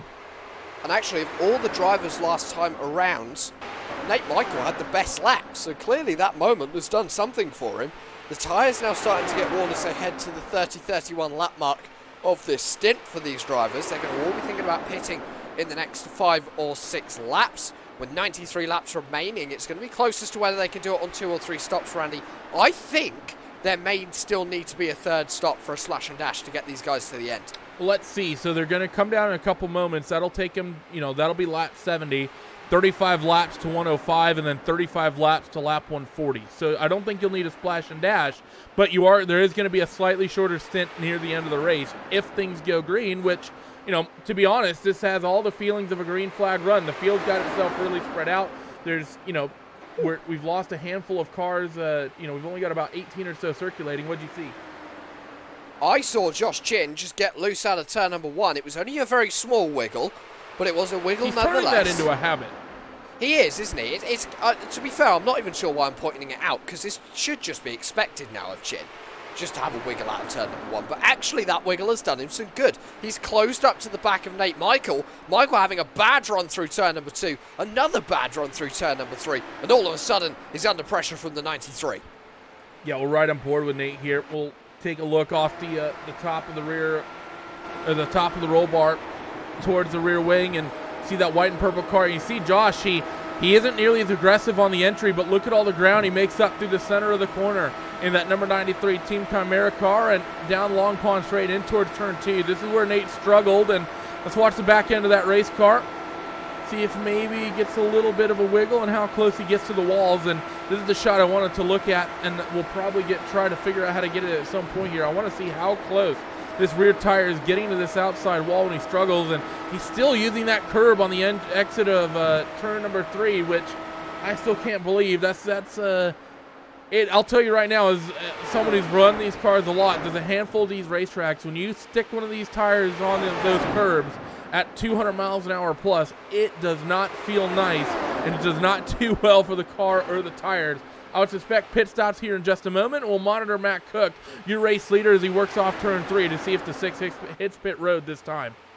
I'm not particularly sure I'd want to be running that curb through turn number 3 either, as Matt Cook, as you say, is going to be on to the 34th lap of his stint. Timo Sanyemi, in fact, just got himself past Jan Hoffman. That's for 7th position, and that's because Jan Hoffman is on pit lane with damage, minus a rear wing, but no, he has got a rear wing. But that's out of turn number 1. Turn number 1 once again finding another victim. We'll rewind these cameras once again to see what has befallen Jan Hoffman, and once again I click a time to rewind the cameras and it basically goes right immediately to the incident instead of before it, thankfully. So let's see what happened to the driver of this 05 car. Works through turn number 1 behind his teammate Robert Grosser, and he just gets loose. He doesn't make contact with the outside wall, but he spins down to that wall that's now on the inside, on the left-hand side of the racetrack. There used to be a lot more runoff there, but now it's you got the wall down there, so a little bit less room to work with. Heartbreak there for Jan Hoffman, but he's going to see another car get dropped out, and without a caution, as actually Andrew Aiken hits pit road. And this time around, Jack, drivers starting to stretch this fuel stint a little bit longer, and I take that back. I said it was 35 laps. The opening run, it was actually 36 laps for most. So we're going to see, I think, about 72 laps this time. Andrew Aiken couldn't go the full 36, and a handful of other cars unable to do so as well. I see Aiken, I see, I believe, Laville, and I see Josh Chin all on pit road. Yeah, and Laville and Josh Chin are nose to tail. They're only split by 1 pit stall, as Josh Chin has missed his pit stall. He had to reverse when he got to it, so that's going to lose the 93 time. Andrew Aiken looks as though he's going to be out and away in 10.7 seconds. Lucas Ville out in 11.3. Josh Chin in 11th, but Josh Chin actually losing ground on pit lane there because he made that mistake. Your race leader, Matt Cook, the number 6, is now down onto pit lane. Yep, he comes down pit road all by himself, so he'll work his way in towards the lane now as you see cars working that apron as they roll through corner number one. As Jack alluded to at the first round of pit stops, drivers have to stay below that yellow line before they can then blend back up onto the racing surface down Long Pond straightaway. So pit stops aplenty all the way up and down the field, Jack, and well, that's going to bring Joni Kaisen once again right back into the into this fight with the 93 of Josh Chin, and Josh has lost time, not only to the 2 of Lucas Laville, but I believe the 15 car is well and truly out in front of him as well. Actually, where is the 15? Oh, 15's just now rolling off pit road. Yeah, so Nate Michael now running off of pit road. He's made his stop, so is Matt Cook. Tristan Hauser, another one of these drivers going along, as well as Caleb Weekly, who's got himself up into 4th position now on the track. However, he will psycho himself back when he does make his 3rd pit stop of the race. But for Joni Kainen, this is now going to be the interesting bit, Randy, because Josh and the guys ahead of him, they're on tyres which are brand new. Joni Kainen is on tyres which are 16 and a half laps old. They have already seen the best part of half a stint. Yeah, they have, as Josh Chin is able to get around the 15 and Nate Michael following the pit stop sequence there. Maybe a slightly longer fill coming in from the 15 car. We'll take a peek. 10.8, you compare that to Josh Chin, 10.7. I will say longest stop of everyone seems to have been the likes of Lucas Laville, actually. Caleb Weekly still owes us a pit stop, so that's from the last pit stop sequence, that pit stop time that we've just seen. So Josh may be taking a slight short fill there, Jack, after that mistake on pit road to sort of equalize him. I don't think that's going to be too much of a concern, especially going 35, 36 laps in the math we did earlier. You know, that's going to pretty much comfortably get you to the end of the race at this point. And there's still a long way to go in this race, don't forget. We haven't reached the halfway point. We are about to cross the hour mark since the drop of the green flag, but we haven't quite yet reached the halfway point in the race. And it is going to be the hour mark exactly almost to the second by Matt Cook as he crosses the line this time. And he's going to start himself onto lap number 75 of the motor race of 160. So at the moment, Randy, looking like we're on for a race about 2 hours if we carry on going at this pace at green flag running, which for these guys to cover 400 miles is a brilliant average speed. Yeah, that's a pretty rapid average speed. That's basically if we go, 400 miles in 2 hours, that's an average speed roughly of about 200 miles an hour, which is, that's pretty well and truly up there in terms of overall pace. That is, and Nate Michael now, he has got himself behind Josh Chin from those pit stops. Wonder whether he doesn't seem to have an issue. He just didn't have I don't think he had a great run off. And remember, Josh would have been spooled up and up to speed when the 15 was coming off of pit road. Yes, as Caleb Weekly now gets himself down onto pit lane in the number 10. So for Nate Michael, he's about a tenth behind Josh Chin, and he looks as though maybe into turn number 1. He's got a little bit of overspeed. Last time around as well, once again, Randy, quickest driver out on the racing surface. Hasn't set the fastest lap of the race, but of those lap times last time around, he was the best. So Nate Michael clearly finding in these middle stages of the race a little bit more pace in his car. Yeah, and funnily enough to me is that quickest lap of the race still belongs to that driver out of the head of the field of Matt Cook. And remember, Matt's not had slipstream all race long, and that 6 car I'm pretty sure he put that fastest lap in the really early runnings. I mean, that was the first hot lap of the race that he did that quickest lap. Everyone else working in slipstream unable to do so. So the 6 car of Matt Cook really having some amazing speed here as he's casually out. We haven't checked in with him in a while. 7.3 seconds to his teammate of Andrew Aiken. What do you got? I thought Nate Michael was making a move on someone, then I realised it was a back marker. Good job. Yep, well done, mate. But Nate Michael may be putting a move into someone in just a minute because Lucas Laville has all of a sudden cycled himself back. So positions number 3, 4, and 5 running line astern through turn number 2. This time, Randy, and it looks as though actually Josh Chin closer to Laville than Michael is to Chin. So Josh Chin may be starting to eye up a move on the Frenchman for 3rd. Maybe a little bit. We've not seen Josh have this sort of speed since really the opening kind of handful and salvo of laps like we saw earlier. So we saw Josh not qualify well, pick up a handful of spots early, and then really plateau. What do you got? Oh, Nate Michael is down on speed. He looks as though he's got steering problems. Well, just a few laps ago, we thought he made contact with the outside wall at turn number 3. He didn't. Well, guess what? He has now. And for Nate Michael, that is steering damage. And steering damage at 300 kilometers an hour is not what you want. And the 15 looks as though he is out of the motor race. More contact. He needs to get that off of the circuit to avoid us going to caution. He has done indeed. He's taken the toe back to pit lane, so we do stay green. And the driver of Randy Shoemake is down onto pit road. So Shoemake hits the pits, and we're right on board here with Nate Michael and with what happens with this incident. And I don't think he really has a great line entering turn 3. I think he enters a little bit low, trying to fish for clean air a little bit. You see he's already got the car well and truly below the likes of Josh Chin, full of dirty air, clips that curb, and the car just starts to plow. And it's not a hard hit to the outside, but it's a hard enough hit to break the steering on these Dallara Indy cars, and that's pretty much a day done for him. So the 15 of Nate Michael, he'll be dropping out of this race at roughly the halfway point. Unfortunate for him because he was having a nice run going as Yoni Kaijin will now circulate up into the 5th spot and still not very far off the back of the likes of Josh Chin and Lucas Laville as they fight for 3rd and 4th. Well, your battle for 3rd position is now 1 car less as these guys will head themselves onto lap number 80. The next time they cross the stripe, they will have completed 200 miles of racing here at Pocono. And for these guys, that is one long way, but they still got to remember half of the race is still to go.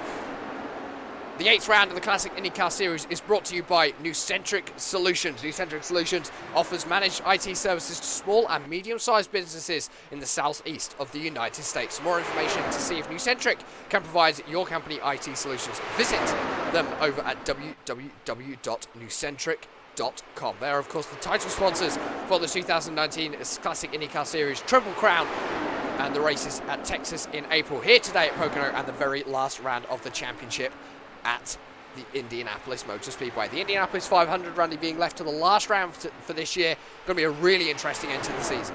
Yeah, it really is. The tail end of this championship is, I think, going to be insane, especially working off the summer break that we're going to have here, running from about, well, the end of this race to, I believe, is it August 11th or the 14th or something like that when we go back to Gateway? August 11th we go to Gateway. Man, I'm good.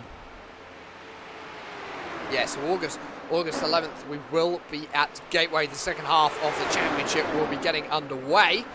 I say the second half of the championship. There's 14 rounds, and this is round number 8, so just not that many rounds left to go. We are past the halfway point. summer break still to come. The summer break as well going to be important for some of the teams and drivers, because some of the guys who we've seen today had good pace. Andrew Adair Saunders, the likes of Nate Michael, the likes of Johnny Garrett as well, who was running up towards the top of the top 10 before he started to hit troubles. We could see these guys really work over the summer break, Randy, and pull off a really good second half of the season. That could really shake up the midfield when it comes to the points. Yeah, you're definitely right about that one. It's going to be, in a lot of ways, the second half of the season coming can really be a sort of refresher for everybody, especially, get a few weeks, even a couple weeks, 2-3 weeks where you don't get on the sim at all. Be able to just sort of mentally reset, not have to think about it. That's going to be exactly what you want to do if you're one of these guys who's been having issues. I see a Vortex car slow on one of the access roads somewhere. If I could find where my mouse cursor is, it's actually Tristan Hauser who's one lap down, and that car looks like it's out of gas. So Tristan Hauser, who's not been having a great race, he last came down pit road on lap number 39. Actually, no, he pit on lap number 74. Did he maybe blow a motor somehow? But oh no, the car's under power, I think. We'll rewind the cameras back by a full minute here to see what exactly happened to Tristan. There was an issue. He slowed it down after turn 1, and he's at speed going into turn 1. So let's see what happens to the driver of this 56 car through turn 1. Does he maybe make contact with the outside wall, and instead of oh, that's exactly what happened. So Tristan, he clobbers the wall basically through turn 1. You see him fighting with that race car. He's broken the steering, which we've seen Nate Michael just recently do, and well, it sort of looked like he may have been out of fuel, but he just opted to just get it down to the access road and coast it all the way around until he got to pit road instead of taking the tow. As actually Josh Chin sizing up Lucas LaVille into 1. And a brilliant move by Josh Chin down the inside into turn at number 1. Nothing the Frenchman could do to defend that third position. And all of a sudden, Lucas has got to worry about Joni Kynan. Kynan now piling on the pressure for 4th position, while Lucas is piling on the pressure on Josh Chen for 3rd. This could get exciting as they head into turn number 3. Line astern through turn number 2. Tristan Hauser is back out on the way, ladies and gentlemen. So the 56 is back onto the racing surface to go and clean up some more laps. He's running down in 15th, though, down by 2 laps on your race leader of Matt Cook. But as they head across the stripe this time, Josh Chin has managed to get himself into a podium position. However, Lucas LaVille is gaining. He's got the draft into turn number 1. Joni Kynan hasn't got much that he can do on the Frenchman. They are going to stay line astern. No move's going to happen this time into 1. And one of the things that's important to remember, Jack, is we're only a couple laps away from that pit window opening, from being able to go to the end of this race on one more tank of fuel. We've been seeing guys do 35, 36 laps. If you think things are a little bit tight, you come down around lap 90, lap 91. That's 70 laps to go to the end. That's just one more pit stop. So things the laps have really counted off quick here, and we're about to cross that threshold that guys could potentially maybe go for a bit of off strategy, come down pit road for an early stop here on lap 90 if they so choose. They get themselves back out there and make it on one stop to the end, because I'm getting to the point, if I'm one of these guys, I'm starting to feel confident this race might just go to the end on green. That said, we've had a handful of incidents spinning off of turn 1 that just sort of, because of fortune, Jack, hasn't brought out a yellow, and doesn't take much for one of those incidents, a car spin maybe slightly differently, bounce off the wall a slightly different way. Doesn't take much for that to suddenly bring out a caution versus not doing so. Yeah, it's very easy to trigger a caution period. We haven't seen one now for 80 laps. We haven't seen one for 200 miles. That's actually almost a record for the Classic IndyCar Series, Randy. Probably one of the longest green flag periods that we've definitely had this season. We've almost had in the 2.5 years that I've been covering the series that I have seen. We've had a couple of races where we've gone green most of the way. But for one driver who is going to be watching his fuel numbers very carefully, Joni Kynan, he's on his 31st lap of his stint. There are 74 laps remaining in the race. If he can pit in 4 laps time, he has got one more stop from there. So he's still technically got 2 more stops to do, Randy. He is on a 4-stop strategy. Everyone else, I think everyone else is still on a 4-stop strategy.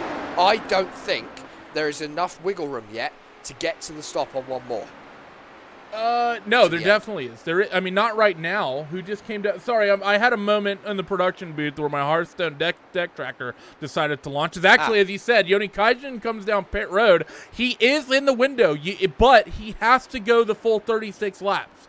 if he goes to full 36 laps, he can make it. But as it's important to say, he's not done that all race. But apologies to everyone. I'm not exactly sure what I did. I think I may have accidentally hit one of the icons on the desktop clicking on something else and accidentally launched the deck tracker. So you saw a nice big Hearthstone logo on the screen for a couple moments. Well, ladies and gentlemen, if anything happens, you can of course blame Randy. That is that seems to be the norm around these parts of race sport, especially Yes. around IndyCar. It's just blame Randy, but you're only kind of back out and away a 10.9 second pit stop. As you say, he needs to go the full 35, 36 laps on these next stints, Randy. He did 31 that time. I don't know whether Joni Kainen's got it in him. I think there's still a splash and dash which may be needed for the 77. It's a 10.5 second stop, so pretty much just about a full fill there for him as my graphics disappear. Jack, this is all you for a little bit. And as Joni kind of back out onto the racetrack, I think he's banking on a caution to get to the end. But your battle for third position still going on. It's expanded itself just a little bit, 4 tenths between the two. Lucas Ville looking as though he's got a slightly better run off of turn number 2 that time. Last one round was a 10.5 slower than the driver ahead of Joshua Chin. Still running in that third position, but Matt Cook out in front, 8.3 seconds to the good over Andrew Aitken. And we are going to take you to RaceSpot TV fan immersion. We're going to ride aboard with Lucas Ville for a few laps here of the Pocono Raceway.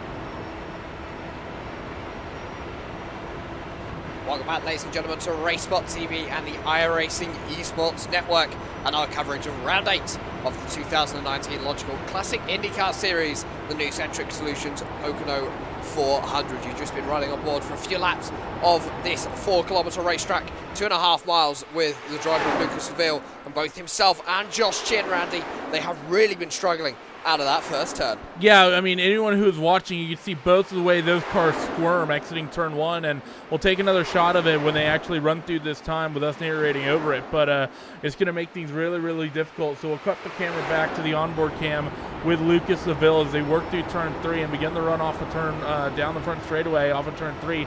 You see there the car seems really planted, not really much of a struggle from either of them trying to keep that thing underneath them, but watch as they come off of turn 1. When they did the repave here, I think they reprofiled the exit of 1 just a little bit, and it's a slightly more aggressive run off the banking as they work through. So through turn number 1, just watch them both.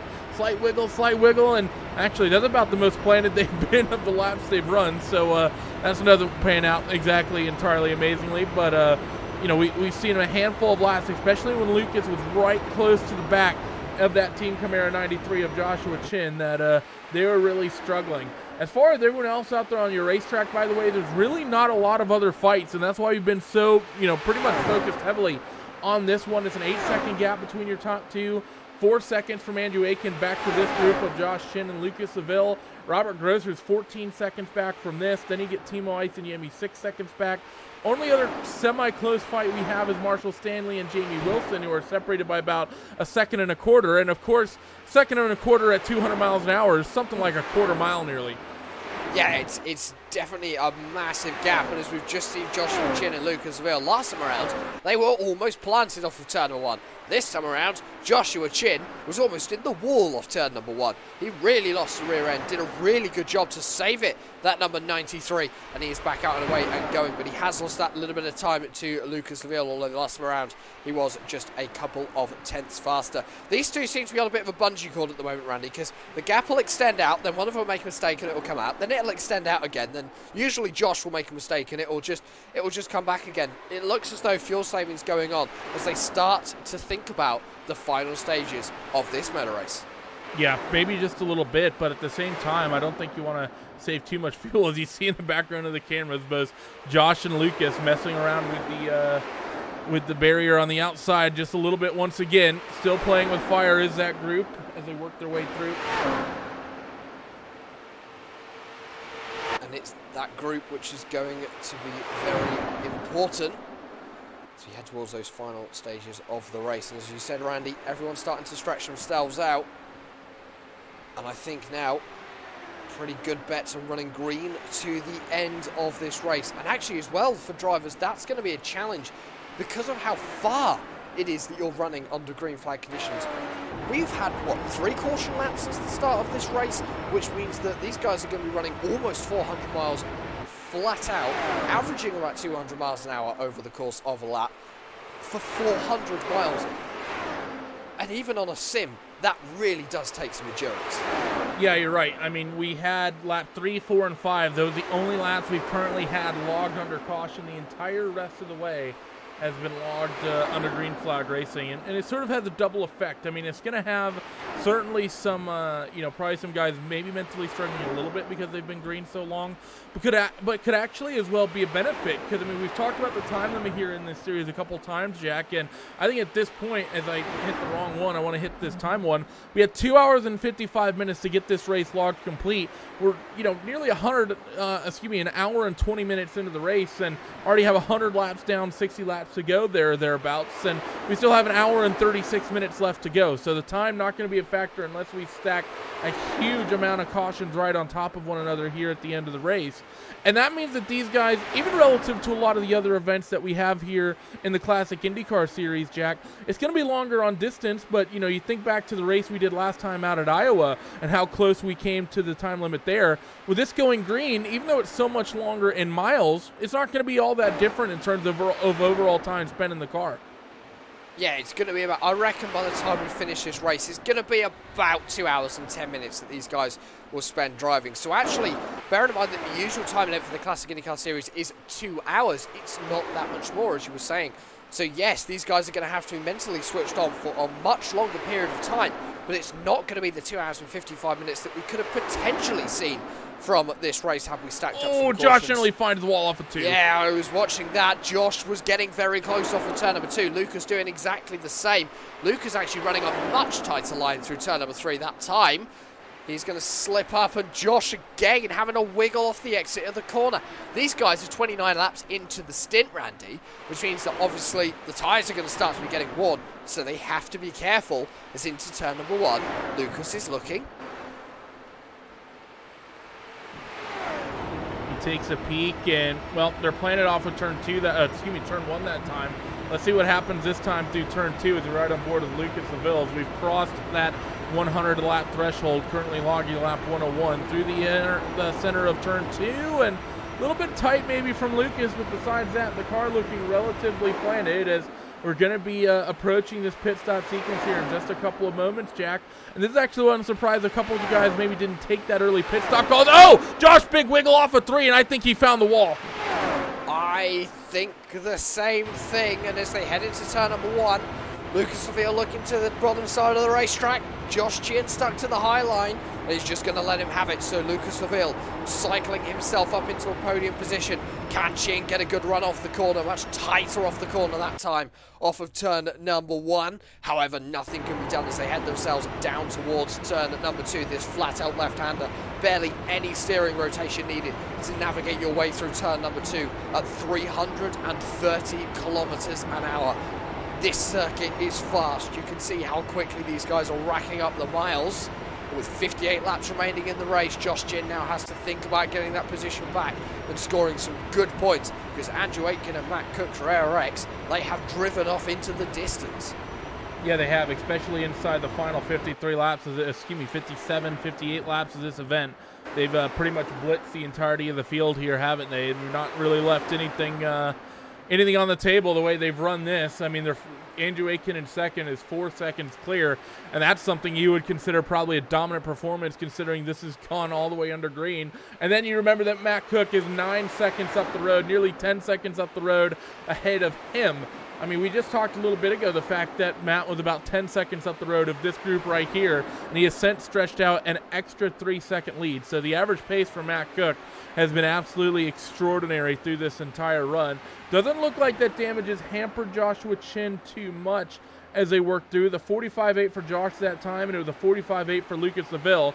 Keep in mind, Josh was in the slipstream. When we rode on board, you know, it was another one of those situations, Jack, where the contact from the outside looked worse than it did from the inside of the car. We saw that a couple times, remember, as well, with the 15.8 Michael, we saw an incident like that. It was a tight moment for Josh, but I don't think that's going to too majorly affect the race car. I think he may have gotten away with one there, as several other people have today, both off of turn 1 and off of turn 3, which has really seemed to be the 2 trouble points overall. And I think for the driver of Josh Chin, it may have just been the smallest brush of the wall. He's managed to get away with it and got himself back underway. Lap times this time around between himself and Lucas. Lucas does a 45.788. Josh Chin does a 45.814. I think he's actually matched the last 2 lap times there, Randy. He's, yeah, pretty much has matched the last 2 lap times for Josh Chin. Wiggle out of turn number 1, but he's still consistently quick. Yeah, he was doing that wiggle as well before exiting turn 1, before hitting that wall at turn 3. So, yeah, for Josh, everything, I think, still pretty much going according to plan. We're about 2 laps away, by the way, I think, from that pit stop sequence. Remember, about 36 laps is what we've seen last time. Most of the field came down pit road around lap number 71. If memory serves, Matt Cook actually came down lap 72, so he may be able to go an extra lap here. But in the next couple laps, I'd expect the entire field down on towards pit road for what will be the penultimate round of pit stops for them. And, of course, yes, the penultimate round of pit stops is Todd Novosad. The first time I've mentioned his name so far in today's race is coming down onto pit lane to make his 3rd stop of the race. Zachary Zwar follows him. And Zach Svahar does indeed follow him down onto the pit lane. So some of your midfield now deciding that now is the time to pit. Andrew Aitken is on his 35th lap of the stint. Let's see if he's going to pit this time. He is. So the driver from second position is going to pit. Matt Cook is now on his 35th lap of his stint. LaVille and Josh follow him. LaVille and Josh have both followed him down on to the pit lane. Joshua Chin really closing up on the brakes as they hit that pit limiter. And I expect the likes of Robert Grosser and Timo Sinyabi to maybe go longer. Robert Grosser especially, maybe not Timo Sinyabi. Now, this is where those final pit stops are going to be set. And it's going to get important as to how long you spend on pit road. Yep, and remember, Josh made a mistake last time they hit pit road. He did not make that same mistake this time. Josh's getting ready to angle that car out. Is there a bit of fuel strategy call? I think a slightly quicker stop from Josh, and he will jump the two of Lucas Seville in that pit stop sequence. And who is that actually coming off of pit road? If that's Andrew Aiken, I don't think has had that great of a pit stop sequence. He's only 2 seconds now clear of Joshua Chin. What has happened to the driver of the 27? It was a 37.6 delta for him through pit lane versus a 36.4 for Josh Chin. Did Andrew maybe miss the box? As I saw a Vortex car clip the wall off of turn number 1 in this trip through. That was Tristan Hauser. His troubles continue in the 56. So Matt Cook has gone for a 36th lap of the circuit on this stint. Robert Grosser is now down onto pit lane. Andrew Aiken having an awful run.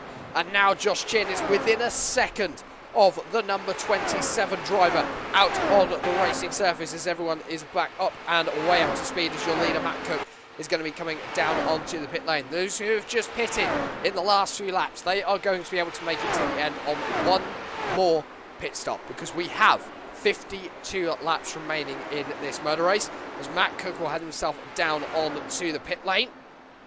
It is Marks almost perfectly, as a professional would. Up on the jacks, he'll go to get some new tyres, and he will be back out and away. But this battle for second now, Randy, effectively out on the circuit, between Andrew Aiken, Josh Chen, and Lucas Seville. Yes, they're covered by just over a second and a half, but it's going to be interesting to watch because it means that these guys can close themselves down over the course of the next stint, and that last stint really go for it on what is going to be a shorter fuel run. And what's also great about this race, Jack, is the fact that the way things have boiled down and the way this race has run itself, you aren't really locked into a single strategy from here to the end of the race. You have options. We've been seeing people go 36 laps. Of course, 36 laps doesn't get you to the end here. We're currently working lap 109. A couple guys have been out there for a couple laps. We'll just say 35. Throw it in the ballpark. So, potentially the earliest you can come down pit road and make it is going to be lap 124, lap 125. That's when you can come down pit road and officially be able to make it to the end based on the fuel runs we've seen most of your competition go out there and do thus far today. That said, remember there's been a handful of cars that have opted to go long on fuel. We've seen a couple of guys run a little bit longer on fuel. I think we've seen a couple drivers do 37, 38 lap stints, but they've been so far down the order that it just really hasn't panned out for them. They just haven't had the overall speed. Maybe we could see that happen here. You could also see guys just split it evenly instead of going for the ultimate early strategy, come down around like you said, lap 125. You could split this run into about 25, 26 lap runs, come down somewhere around lap 134, lap 135, get yourself to the end of the race on 2 equal runs, or potentially run long and have yourself a nice short stop towards the end of the race. A lot of ways these guys can really sort this thing out before they get to the checkered flag in this one here today. I'm just doing the maths in my head because Yoni Kynan is the only driver who I'm thinking who is on an alternate strategy who could pull something off. Now he's just gone onto he's going to be going onto his 111th lap as he crosses the stripe this time, and he has just completed 23 laps on his stint. So if the stints are indeed correct that we are indeed going 35 laps on the stint, which of course these guys are proving that they are, the earliest, the latest really that Yoni Kynan can pit, Randy, is going to be lap 123, 124. So he's going to have to do some serious fuel saving to get to the end, but he's still going to be doing 5 stops, I think. He's going to be the only driver out on track who has made 5 stops under green flag conditions. The problem he has, Jack, is that I don't actually know if he can do that because, remember, he came down pit road on lap number 87. And if you go to 36 laps, which is about the longest that we've seen, that only takes you to lap number 123, at which point you have to go 37 to hit the end of the race. Yoni Kaijin, I know he's gone for this kind of shorter strategy, but I think he's somewhat shot himself in the foot, because at no point has he really gone to one of these sort of stints and, say, just extended it by a couple laps. I don't think he's actually counted the laps out correctly. Will Vincent is the one who always sort of talks about this. You know, you always want to count backwards to a certain extent and say, you know what, how does this, you know, kind of work and get me, not only did this strategy work at this point of the race, but how does this work moving forward? Because at, you know, pretty much every single situation, you never want to set yourself up where, even if you want to go to the short run, if you're in a situation where you find yourself a lap short, you want to just do one of those, at least one of those stints, at least one lap, and probably in all likelihood 2, 3, or 4 laps longer. That way you know you get yourself to be able to be in the good to get yourself to the end of the race just by being safe. Yoni hasn't done that, and I actually think he might be in for a 6th stop as well, and that's going to be a disaster for him when he eventually comes down pit road, because his strategy hasn't really worked his way well and truly up the order. He sort of sat in this top 5 all day as the likes of Josh Chin and Andrew Aiken, deal with some lap traffic. What did you see? I think I just saw exactly what you've just seen. Josh Chin starting to eye up a move on Andrew Aitken. While we have been talking about strategy going into the closing stages of this murder race, Josh Chin has been able to close up to the back of Andrew Aitken, and all of a sudden now he's riding the tailpipe, looking for any opportunity that he can to slip his nose down the inside. They're going to go 3 wide as they head past some traffic. That's the number 4 of Randy Shoemake.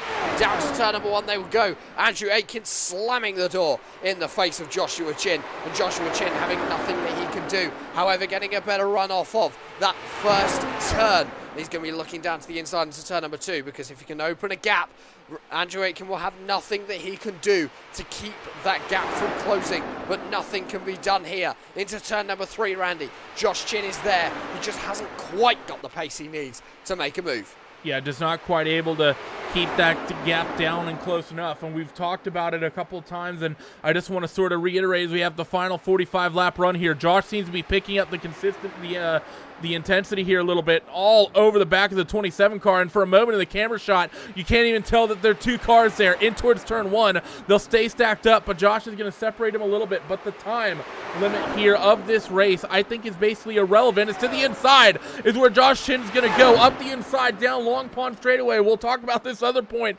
in a moment, but the fight is on for second as Josh actually loses out on this one for a moment, but he reducts out into the clean air side by side through turn 2 and off towards 3. And it seems like the outside line for Aitken is just so strong at the moment. We saw the inverse in the early runnings of this race, Jack, but it seems the momentum up top is too strong.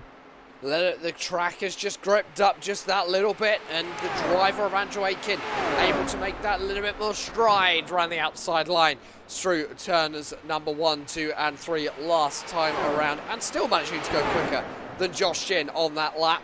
Josh Chin now has got to recycle himself, get himself prepped up again, and try to get that second position. Andrew Aitken was looking so comfortable there. He had 4 or 5 seconds to the good over the likes of Josh Chin and Lucas Seville, but all of a sudden he has been dropped back, and he's got to defend to keep that second position.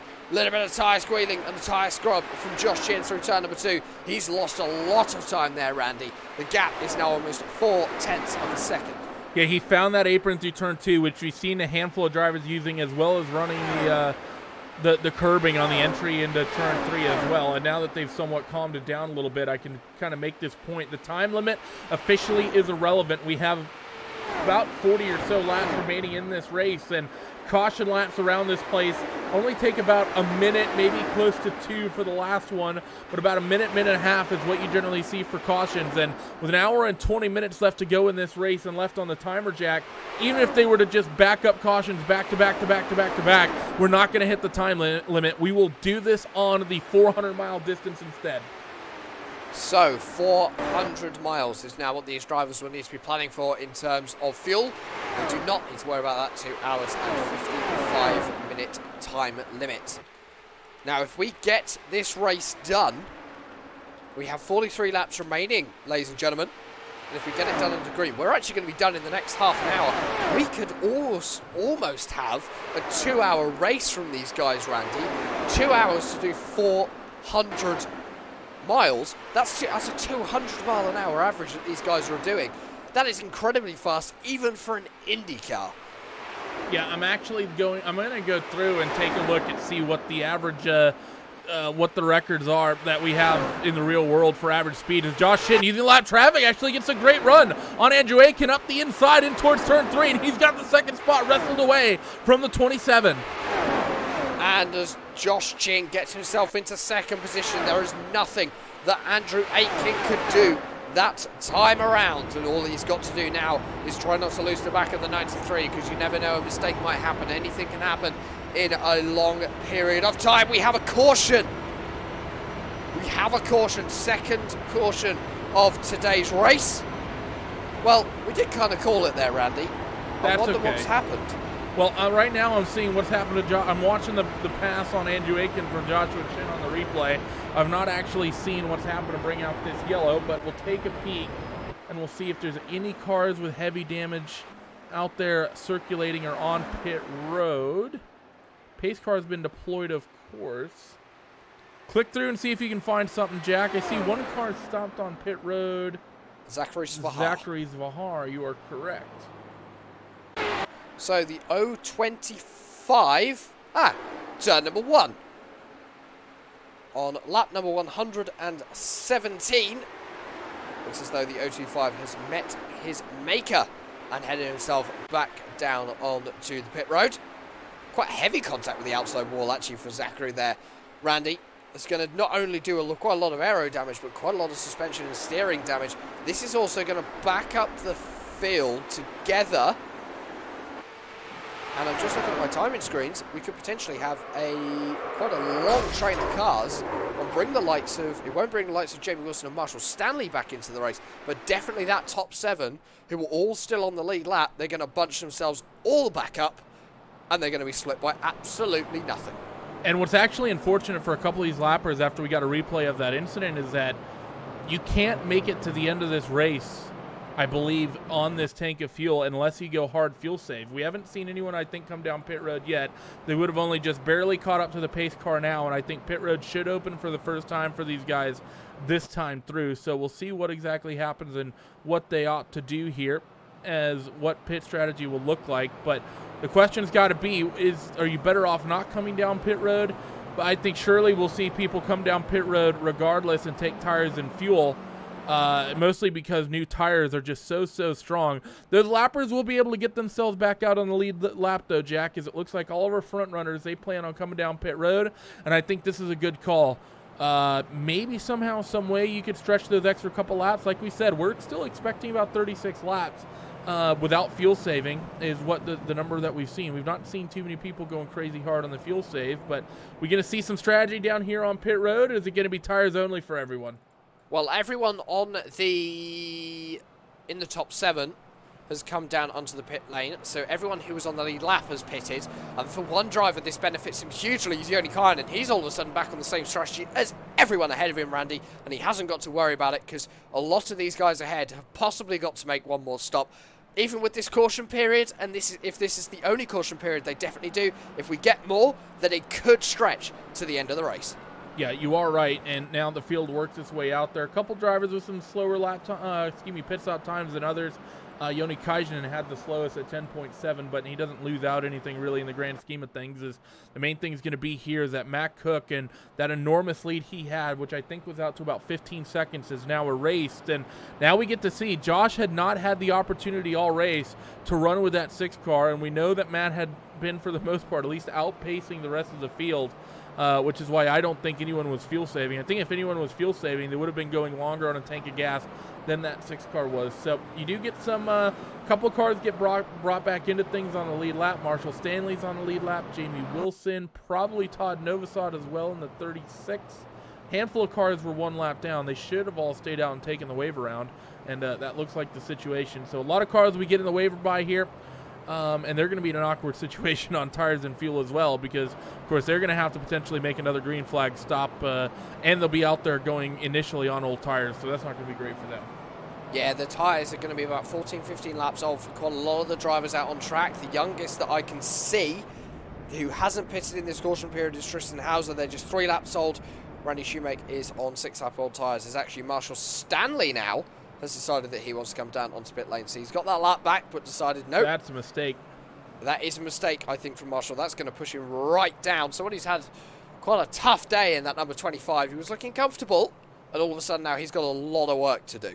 Yeah, maybe feeling he just didn't have the pace, but he's just going to rob himself of the position he was fighting for with all the drivers he had. He just comes down pit road, and Lucas Seville's back on pit lane. So Lucas Seville comes down pit road. This is just going to be to top up on fuel, I think, and this is an interesting strategy call. He's going to lose a little bit of track position, but he'll get that extra slight fuel advantage. Keep an eye on this 2 car. I think him coming down pit road like that, that's an indicator that he's going to try to stretch this to the end on this tank of fuel. But we'll just sift the cameras through and talk about Marshall Stanley, Tristan Hauser, Hans Buchanan, Caleb Weekly, Todd Novosad, Randy Shoemake, perhaps, Jamie Wilson. You know, there were 4 or 5 cars that Marshall was on the same lap as that he was fighting for. And just coming down pit road, I understand why you would. He's trying to maybe play the fuel strategy game, but fuel strategy doesn't do you much good if you're not even on the same lap. But regardless, it's about to get fun watching what has been the classic fight all year thus far at the head of the field. Matt Cook v. Josh Chin here at Pocono. And this has been a battle which has always entertained, and it's going to do so once more. Lights are off on the iRacing pace car, and as everyone exits himself out of turn number 3, we will be back to green flag racing once again here at Pocono for round number 8 of the 2019 Logykal Classic IndyCar Series. The new Centric Solutions Pocono 400. Lucas Seville has got to cycle himself a long way down the field. He's now 11th, so he's lost a lot of time by having to come down and pit again. But as the pace car will dive left onto pit lane, the field is under control of Matt Cook. We are back under green. We are racing at Pocono once again. 38 laps remain. And for Joshua Chin, the fight is now on. Can he get his second Triple Crown win, Randy? Can he keep himself in contention for that $200 prize fund?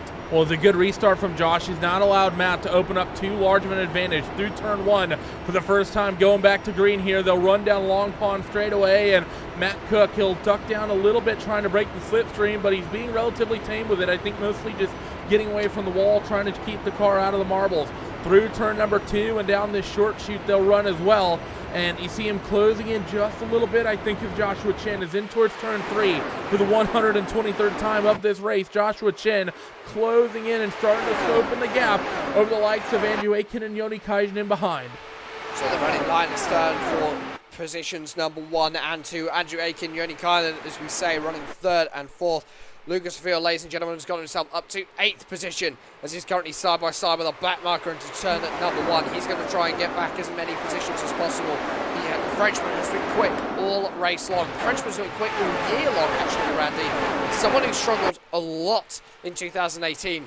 He really didn't have a great year. All of a sudden, he's come on in 2019, and he's just gone, here, I'm back, and I'm in contention. He's not had some of the luck, though. It's just sort of been an unfortunate run from him. You know, you think about I believe it was a race or 2 ago, we had him in a situation, he was out near the front of the field, leading laps, looked like potentially one of the favorite cars to win the race, and he had a connection problem, dropped out of the server. That was a disaster situation for him.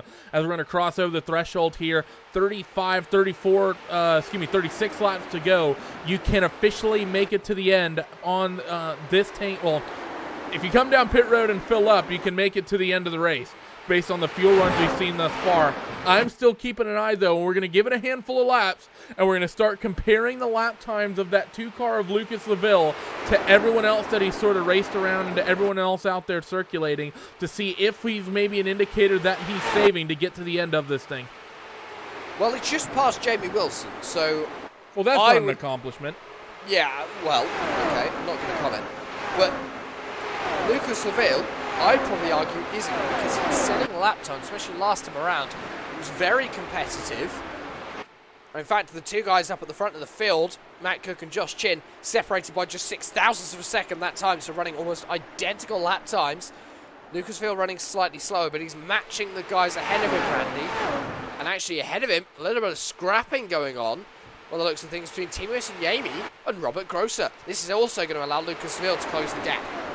Yeah, remember what we said earlier about Vortex cars always finding somehow, some way to get themselves all in the same bit of real estate at the same time. They're doing it once again here, all of these Vortex drivers. So Yami and Gross are going to fight a little bit. Remember, Grosser, I think, maybe had a little bit of drama in the earlier stages of the race. Now he's actually settled in nicely just outside of your top 5. And the next car for position is actually their teammate as well, of Lucas Seville. That red, white, and blue car you see on your screen, that's actually not a car for position. That's Randy Shoemake, who finds himself 1 lap down. He is not involved in this fight in any way. He's just sort of there circulating a lap down at the moment. So it's on a 3-car scrap as Josh Chin continues hounding the back of the 6 of Matt Cook. Maybe he's trying to save a little bit of fuel with the fuel situation. Who knows what the thinking is at the moment as these guys roll off of turn 2 and approach that 30 lap to go marker. 30 laps to go will signify those final moments of this motor race. For some of these drivers, it is going to be a very anxious one because it's going to be a long wait till they know whereabouts they will finish. Of course, don't forget, ladies and gentlemen, we'll be back on the 11th. Oh, we got a car on the wall off of 3. Car in the background off of 3, and maybe the likes of Hans Fittikainen. It's a red and white car circulating on the inside. Who actually is that? I can see that's the number 10, so that's Caleb Weekly, the driver who was running in 10th position as they came across the line. He's lost a lot of positions. We do stay green, ladies and gentlemen. No caution will be called for that incident. Oh, that car's hurt. For yeah, I just saw that out of turn number 1 as well. Caleb Weekly is hurt. That car will be hurting as he heads himself across the stripe. He's going to want to bring it down onto pit lane. I would not do 330 kilometers an hour with a broken suspension. We'll take a peek at what happened here through turn 3, and you see it's just the same thing. Turns in a little early, gets tight, and it's a big, big hard knock on the wall there, and you see him kind of sawing at the wheel going down the front straightaway. The steering doesn't feel right in his hands.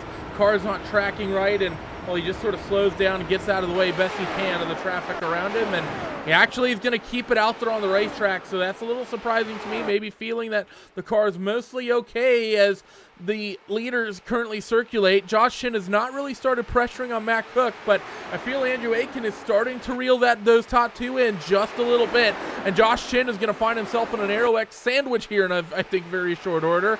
And Josh, at one point, being teammates with, I believe, both of these drivers. I can't remember if Andrew was on AeroX back in those days or not, but Josh, at one point being an AeroX Banshee representative, now finds himself working with another group. Going to make this a very interesting fight to watch for sure. It's down in towards turn 1. Josh not even thinking about ducking out of the slipstream. No, he's going to sit in that slipstream, try and save as much fuel as possible. I think we're going to see the long game being played by Josh Chin now. As long as he can keep on the back of Matt Cook, it's still possible to play that game. He could still get his 2nd win of the Triple Crown, his 3rd win of the year, and bring himself even further forwards towards Matt Cook. Every point will count as they head into turn number 3. He got a run there, Andy, but he lifted out. You could see it visibly. He lifted out into turn number 3. So Joshua Chin clearly fuel saving. Yep, and we're going to actually ride on board with him here for a couple of laps and just sort of listen in to what he's doing with the throttle and what he's doing when he gets close. As he runs right up to the back, he doesn't actually get that close, but it's a slight breath of the throttle as he listens closely into 1, well and truly off the throttle through the center of turn 1, up and off of turn 2, will work the slipstream once again. This is where he got the big run last trip around the racetrack. Doesn't get nearly the sort of big head of steam that we saw this time, so we won't see him do such quite as big of a liftoff this time through, flat through turn number 2.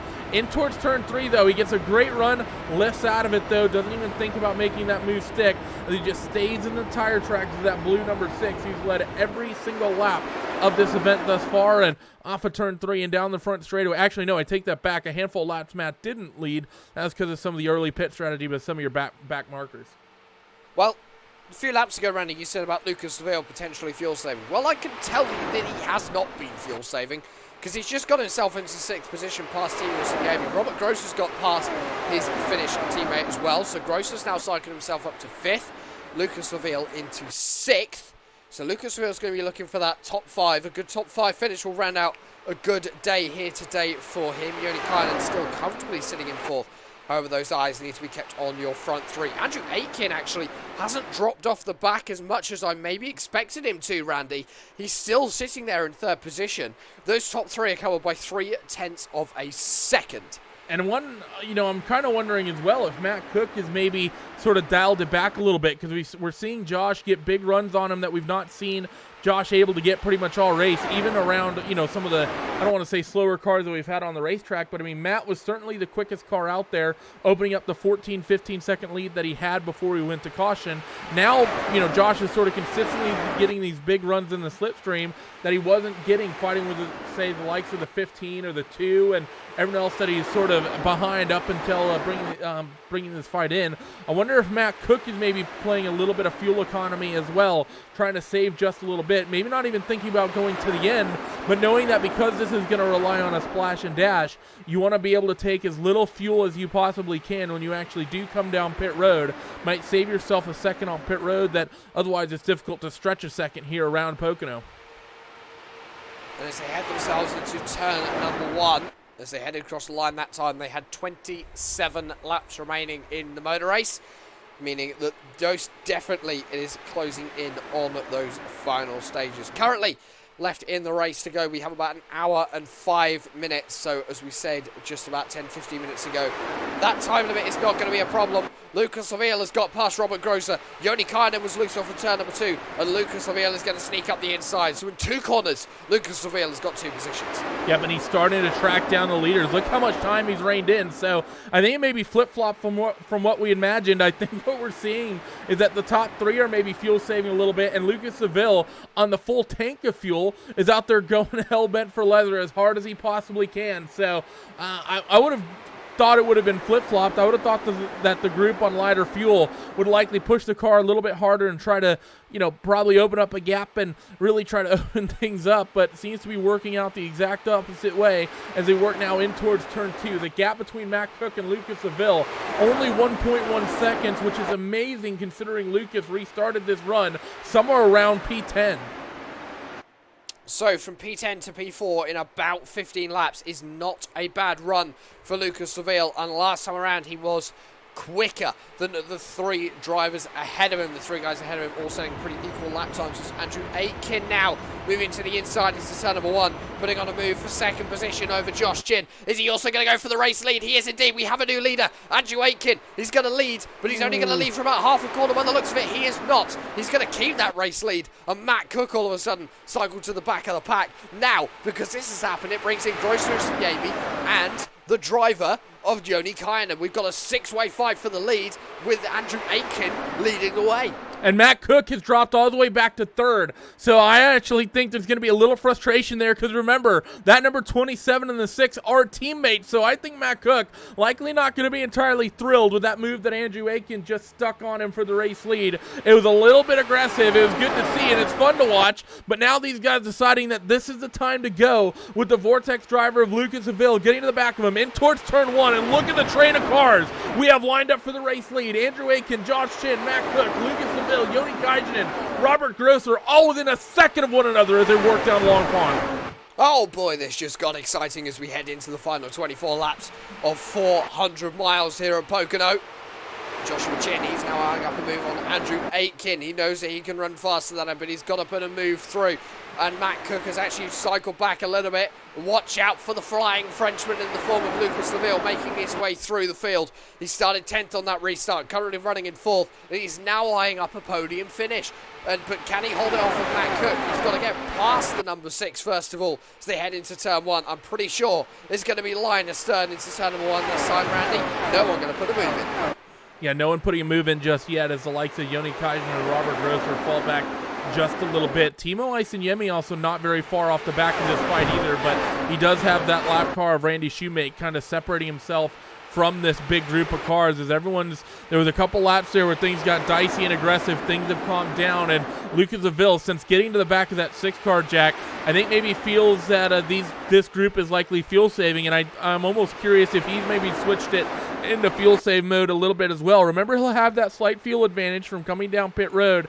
That extra time at the last caution period would have gotten just that little bit of extra gas into the car to be able to work with. So, but we still think this top 3 for the most part has been saving gas. But with that said, these top 3, the last handful of laps since Lucas got there, have picked up the pace. Before Lucas got to them, they were pretty much circulating around the racetrack at mid to low 46s. Since that 2 car has gotten there, they've kicked it up into about high 45s.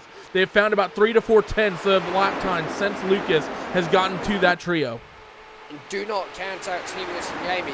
Okay, he's not in this battle at the moment, but the top 7 is currently covered by just over 2 seconds. It is very close up at the front of your field as we come across the line this time.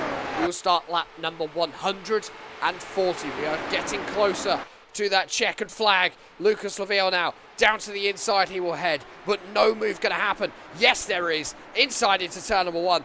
Nothing Matt Cook can do. The Frenchman is flying through the field. He gets himself up to 3rd. And a marvellous run off that first corner there, Randy. Potentially going to close himself up into 2nd position, but Matt Cook's still there. He's still looking. But at the moment, Lucas Laville all of a sudden pulled something out of the bag, and he is going for it. And here comes Josh Chin. He gets a run off of turn 3, but doesn't quite get the momentum he needs, and he ducks it back into the 2nd spot. Lucas Laville looks for a little bit of clean air on the lone line. They all use that curve through turn 3 that we've seen drivers struggle with, but this group has gotten it pretty much sorted out. Down the front straightaway, not a great exit actually for Lucas Laville. Watch for that AeroX blue number 6 of Matt Cook. Does he think about making the move in towards turn 1? No, not going to be close enough, and Josh Chin not close enough to the 27 as well. So your top 4 will remain covered by this blanket as we hit the 20 lap to go marker this time, as this field works their way down Long Pond. Josh looks to the left-hand side as they head towards turn number 2, and will Josh make this move stick?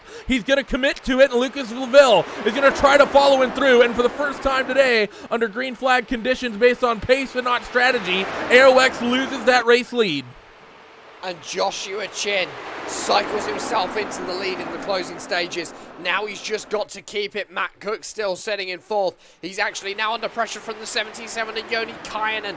Kayanen's looking to potentially put on a move, as Lucas Laville is looking to put on a move for the 2nd position over Andrew Aiken, but not quite got the pace off of turn number 3 to have a run into turn number 1 this time. Still 18 more chances for the Frenchman to do it. However, it could get even more exciting, because Todd Novosad, who's just had a pit stop there, Randy, his final one of the race, he's come out in front of all of these guys. So not only have they got a battle to worry about, they've got lap traffic. But the 93 of Josh Chin, he's sort of I think, in the best situation of all these guys, because after getting around the 27 of Andrew Aiken, he's been able to blitz him a little bit and open up about a 4 to 5 tenth of a second lead here at the head of this train of cars. So Josh is already through on that lap traffic.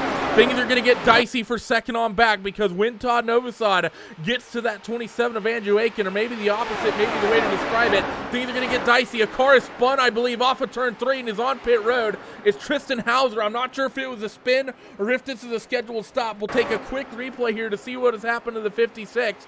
This may be an indicator. If he had issues getting to pit road, that could actually say that everyone is struggling with the fuel. That was a scheduled stop and he was just locking up. Cameras, back to your race leaders, as Aiken has yet to deal with that lap traffic of Todd Novosad. And it's all getting very interesting up at the front. All of this happening is bringing Timo Sunyemi back into the fray. Jamie Wilson as well, still 4.5 seconds back from Timo, so he is not going to be a factor.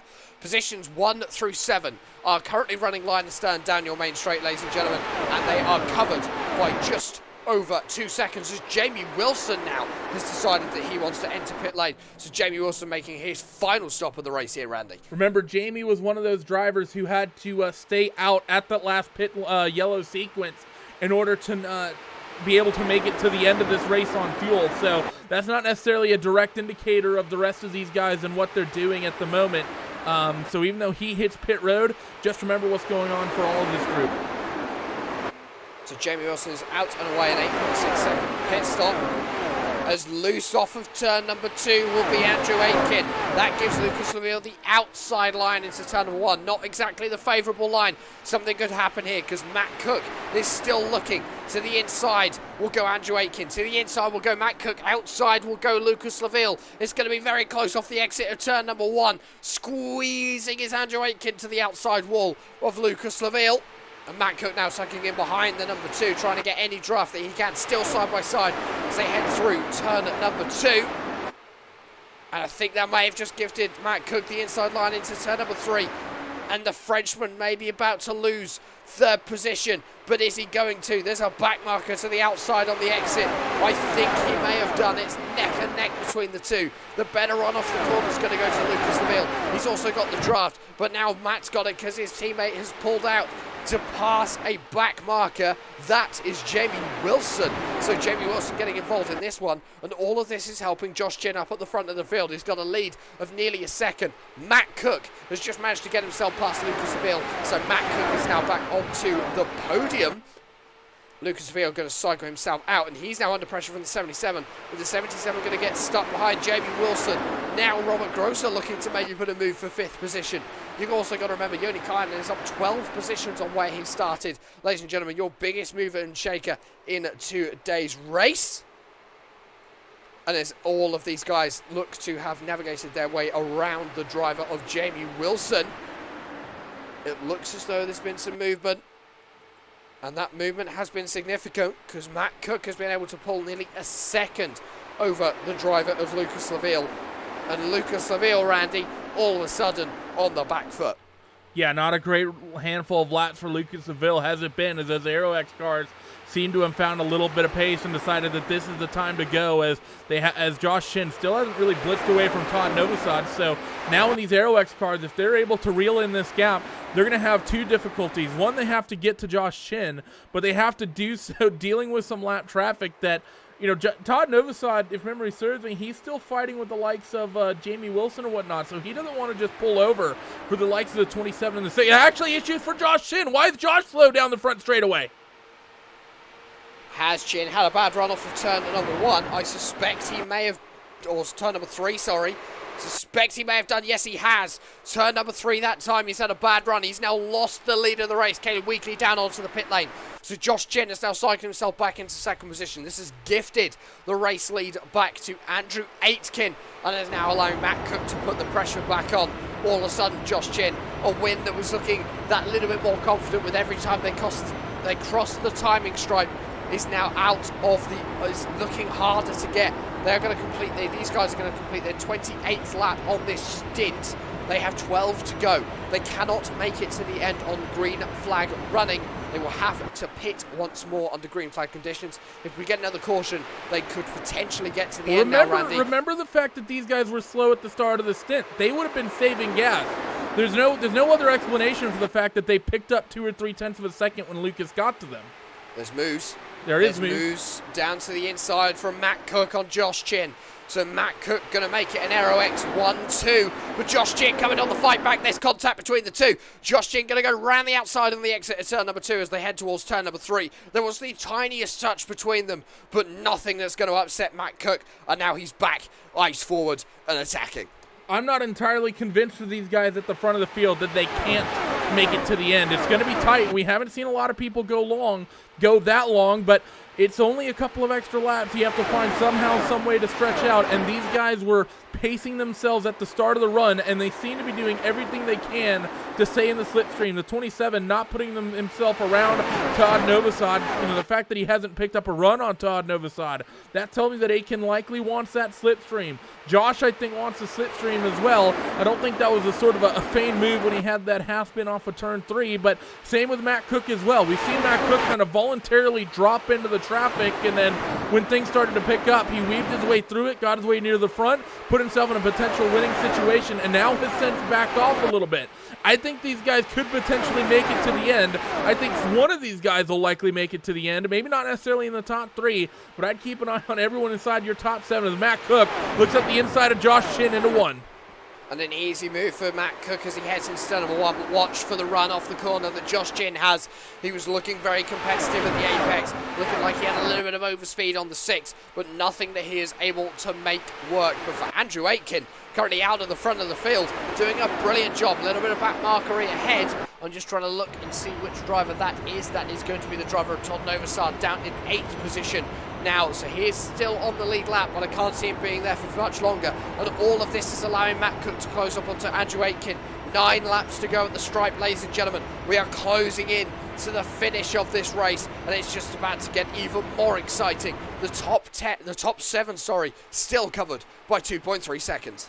Yeah, they are. They're still so tight. In the top four still within a second as Andrew Aiken held up by Todd Novosad a little bit trying to deal with this lap traffic. That's going to stack Matt Cook and Josh Chin all up over onto your race leader in towards turn 2. Andrew Aiken will get the run and work the slipstream underneath Todd Novosad and that number 36. Up the inside, Matt Cook will go, and Josh Chin's going to follow him through. Matt Cook's going to get the preferred line entering into turn 3. Josh Chin will have to enter a little bit tight, which will compromise his exit just a little bit, but he's going to get through at least in the same sequence of corners. Now Lucas Seville in the 2 will be the next car that has to do with this, and Matt Cook is going to get a run on his teammate, and he wants the lead back.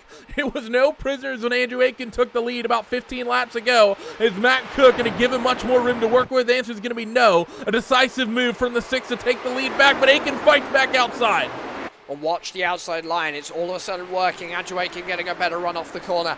Matt Cook has got nothing that he can do. He has got the inside for turn number 2. They are still side by side, but they're not going to be at the apex. Andrew Aiken still just got the overspeed. But both of these guys fighting has brought Josh Chin back into it. Chin now eyeing up a move down the inside as they head into turn number 3. And nothing going to happen. He's not going to try and put a move in. 7 laps to go at the stripe. So these guys, they've got to start thinking about the fuel. They've now done 33 laps since they hit their pit boxes last time around. It's going to be interesting.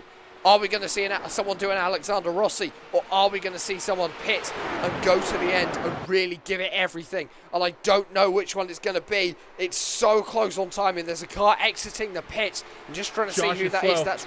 That's Randy Shoemaker ahead. Josh is indeed slow. Lucas Laville is back up into 3rd position. He's slung himself in behind, but I wonder what's happened to the 93. Not sure what's happened to the 93 exactly. Maybe not a great run off of turn 1, or maybe just having issues with the fuel, and he's even continuing to fall back off the 2 of Lucas Seville. I think he may have just switched this into super hard fuel save mode. Maybe the strategy of go out there, get out near the front, run hard a little bit, make everyone else run hard, drop back, and then switch into a fuel economy sort of move. The lap time for Josh, a 46.2 versus mid to high 45s for every other of your race leaders. We'll keep an eye on this lap to see if the pace increases for the 93, but maybe Josh having issues with fuel economy. He's the only one of this top 4 that has started to really back off the pace. And what you also have to remember is that time around, Josh Chin was sideways through turn number 1. He actually hit that yellow line down at the bottom that changed at the angle for the banking, just upset the car just that little bit. As they cross the line this time, they will have 5 laps to go.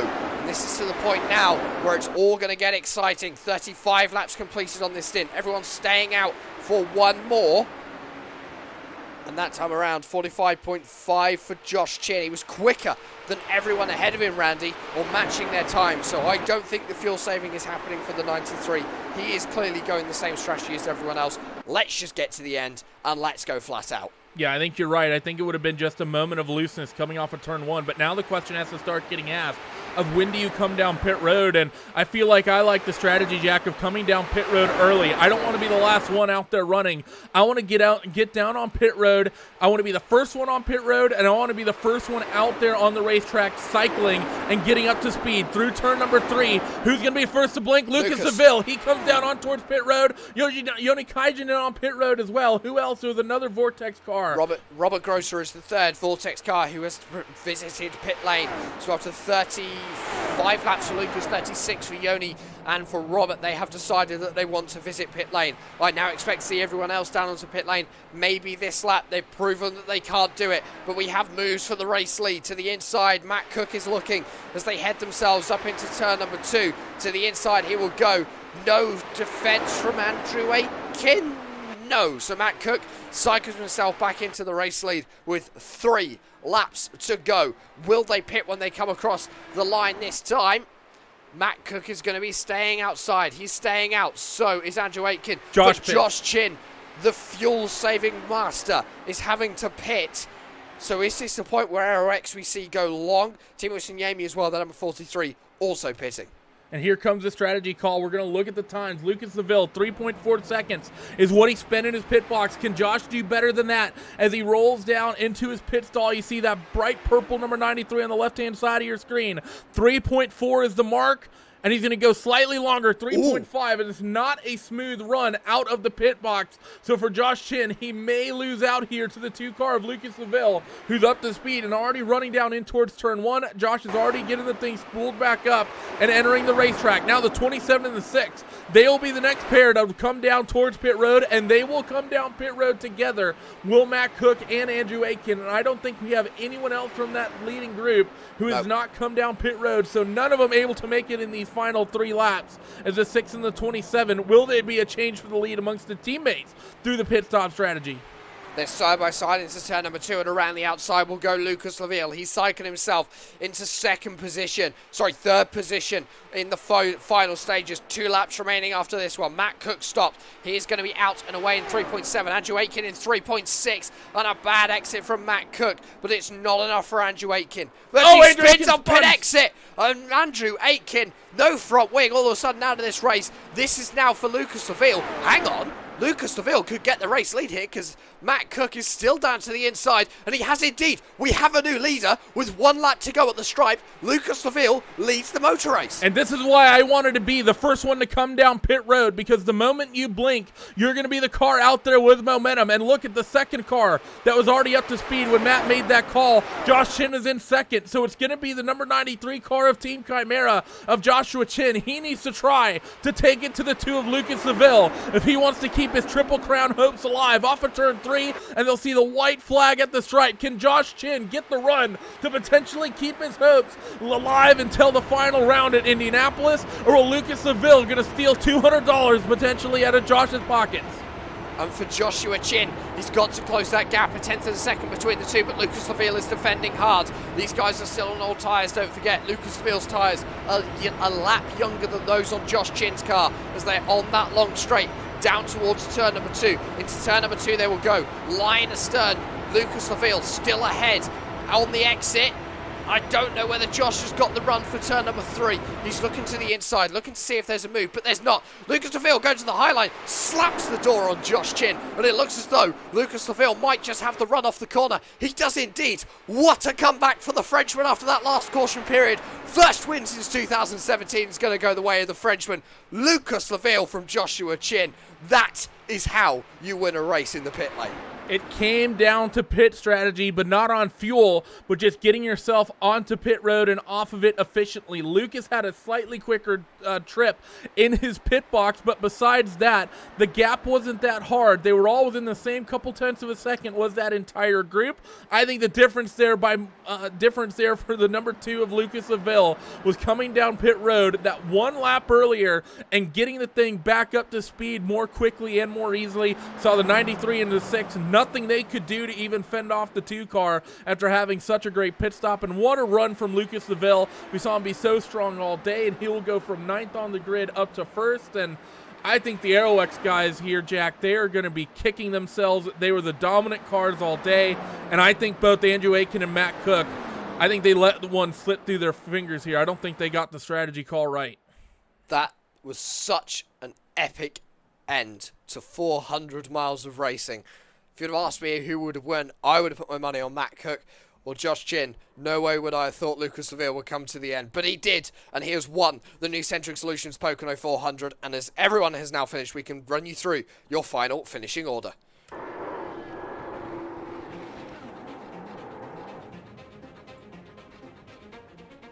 Lucas Laville, with an advantage of just a 10th and a half over Josh Chin, is going to win round number 8 of the Classic IndyCar Series. Matt Cook is going to come home in 3rd, Yoni Kyan in 4th, Robert Grosser 5th, Timo Sinyemi in 6th, Todd Novastad 7th, Jamie Wilson 8th, Andrew Aitken finally finishing in 9th after his mistake on that final pit stop, and Caleb Weekly going to round out the top 10 after a hard day in that number 10 machine. Harm Pitkin is going to be in 11th, Randy Shoemaker in 12th, Tristan Hauser 13th, Carson Bromley in 14th, Marshall Stanley in 15th, Zach Svahar is going to be the first of your non-finishers, along with Nate Michael, Jan Hoffman, Johnny Garrett, Andrew Adair Saunders, Matt Molnar, Josh Baird, Jonathan Diggs, Andrew Wood, Logan Simmons, and a non-starter in the form of Henry Bennett. We're going to step aside for just a few moments, ladies and gentlemen, here on RaceSpot TV and the iRacing Esports Network. We'll be back with all the post-race coverage from Pocono. You do not want to go anywhere, because this is going to be a good one.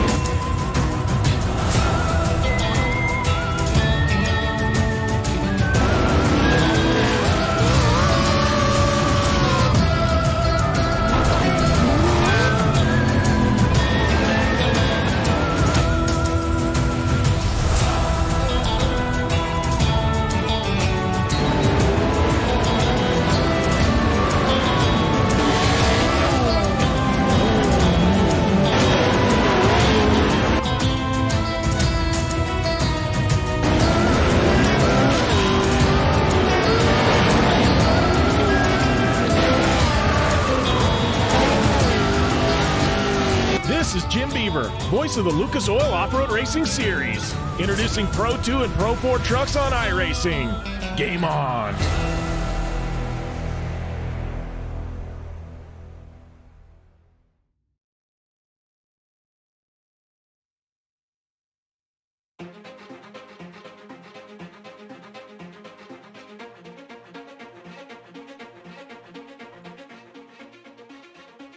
Round 8 of the Classic IndyCar Series is brought to you by Nucentric Solutions. Nucentric Solutions is proud to sponsor the Oval Triple Crown race at Pocono and offers managed IT services to small and medium-sized businesses in the southeast of the United States.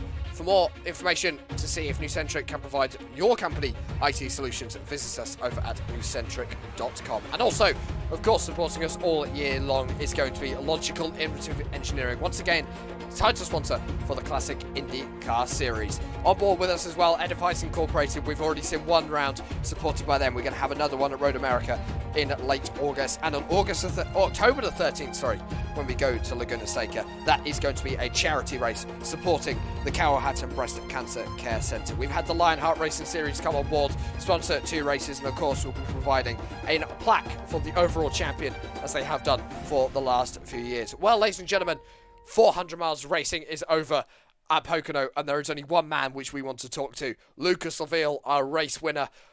We're going to have a chat to him now. Lucas, you've won! Finally! Yes! It's happened. We've been waiting for this since, 2017? Yeah, 2 years now. Jesus Christ. 2 years. That must be a good feeling. Yeah, I think everybody's then the Vortex Discord is pretty much deaf now, since I shouted the whole front straight after crossing the start finish line. Yeah, what a great win. I wasn't expecting that, and what a wild last 35, 40 laps. That was like everybody just bunched up racing super hard, people being on different fuel strategies. I don't know what to say. I'm really happy right now. I can imagine that you are over the moon. Managed to beat Matt Cook, Josh Chin, 2 very quick drivers in the Classic IndyCar Series. A long race for you today, and I did see something in that last caution period. You pitted twice. Why was that? I sped on entry the first pit, and because for some reason I either missed my pit limiter or pressed it twice, so I had to come from the back of the pack, and that I was surprised, to be honest, to be able to hang on and to be back that early, and like with the speed the Aero X guys had, I thought they were gonna removed all the wing they could to have pretty much no fuel consumption to try to make it without stopping at the end. So I was really surprised to see them stop, and I really wasn't expecting to have the best in and out laps of the field there. That was super scary on whole tires, and I'm just super thankful for all the help the guys at Vortex gave me this week to prepare a good car to be able to be there at all times. Well, you're going into the summer break on quite possibly one of the best highs that you possibly could. Coming off of a race win, going to Gateway, a very different circuit. Same hopes there, come away with maybe 2 wins in a row? I hope so. I'm the defending winner here in CIS, so that's a good start for me. But definitely good spirits into the summer break for sure, and we'll be back strong. And looks like I owe you a beer as well. Yes, you do. I've been stood up for the last hour and 20 minutes, and my voice is almost gone. So you most certainly do, sir. First, yeah. Well, congratulations. Who would you like to give a shout out to today? Big shout out to you two guys for the commentary for this race. I'm pretty sure it was a long one in the middle because of all the green running and not a lot of battles, I imagine. But pretty crazy last few 40 laps here. So thank you so much for everything you do with CIS. So big shout out to all the drivers in the league that makes that possible. Shout out to all the sponsors that are helping us big time in CIS. And to all my teammates at Vortex Sim Racing. Well, it's Lucas Laville today at Pocono.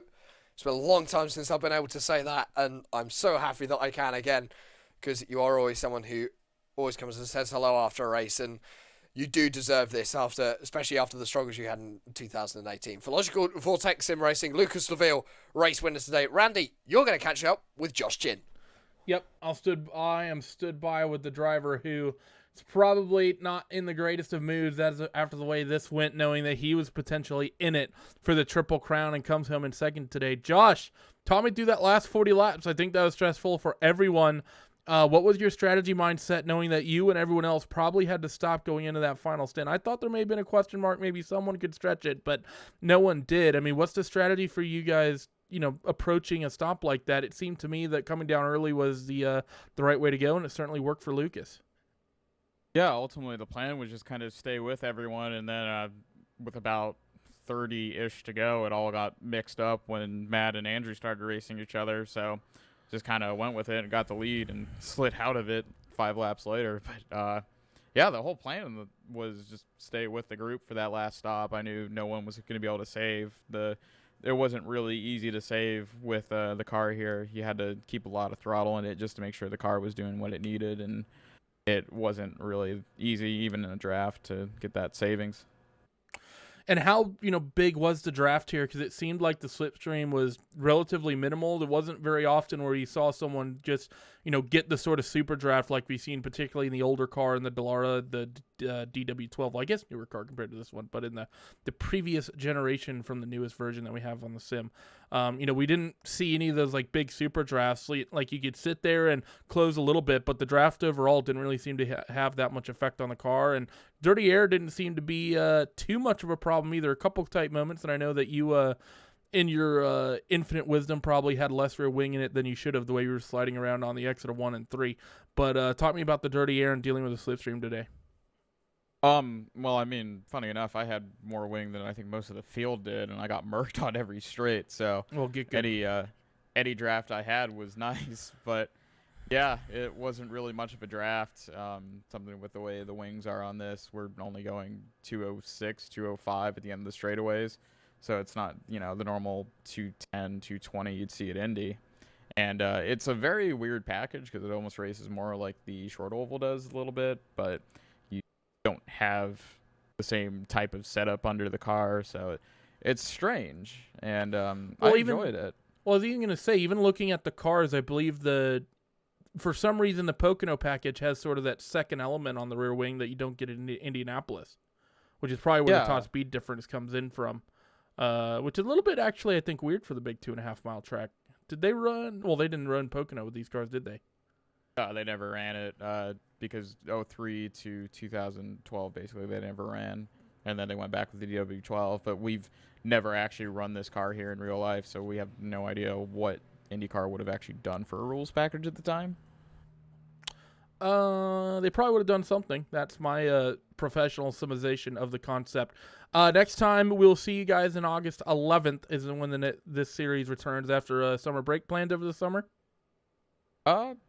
Chill out, run some more official races maybe now that I actually have Sundays to do something else, and get ready for the next race. Points are still tight. Made up some points on Matt today, but he also had bonus points from pole and leading most laps, so that didn't really offset that well. He might still come out of here with more points than I did. Well, before we let you go, Josh, after what was a pretty strong run from you today, anyone you'd like to thank from that number 93 Team Chimera car? Yeah, everyone, Team Talent, Team Chimera. Jamie had a pretty decent finish. He kind of got caught out with the pit cycle there. And unfortunately, Andrew had another finish that wasn't really reflective of his pace.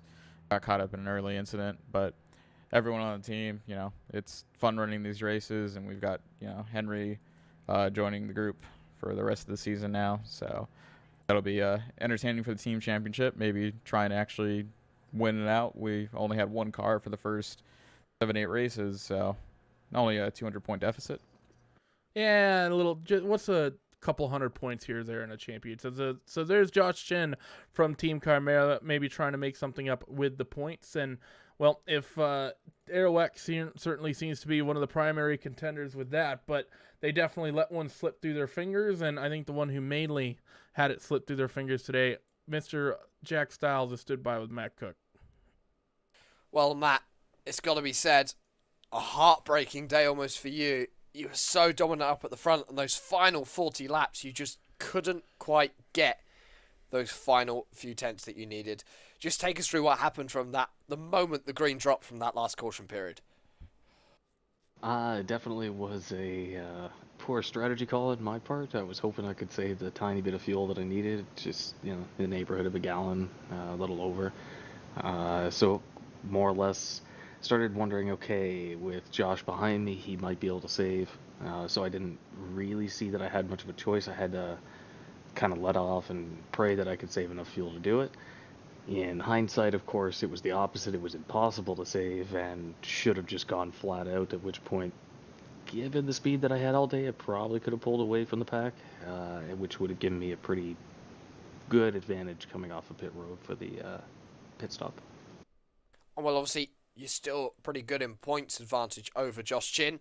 With drop weeks taken into account, it's only about 30 points between both of you. You're probably both going to be coming out with similar points today, because obviously you get the points for most laps led and for pole position.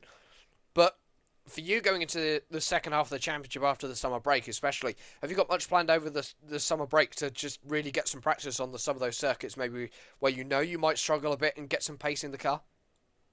Well, I've never actually driven Gateway, so that's definitely going to be interesting. Although I hear it's a smaller Motegi, kind of in reverse, so I'll probably check that out and get an idea of what's going on. But most of the summer break, I plan to just take it easy, kick back a little bit, at most, maybe try to put together a couple baselines just to kind of get the kickstart going. But no, definitely want to take it a little bit easy right now and enjoy the summer break.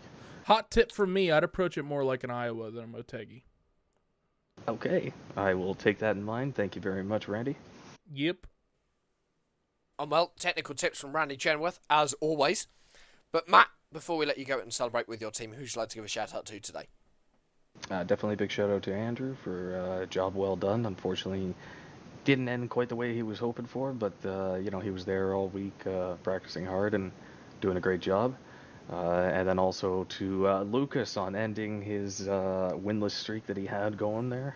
So it's nice to see him kick things into high gear again and pull off a great win.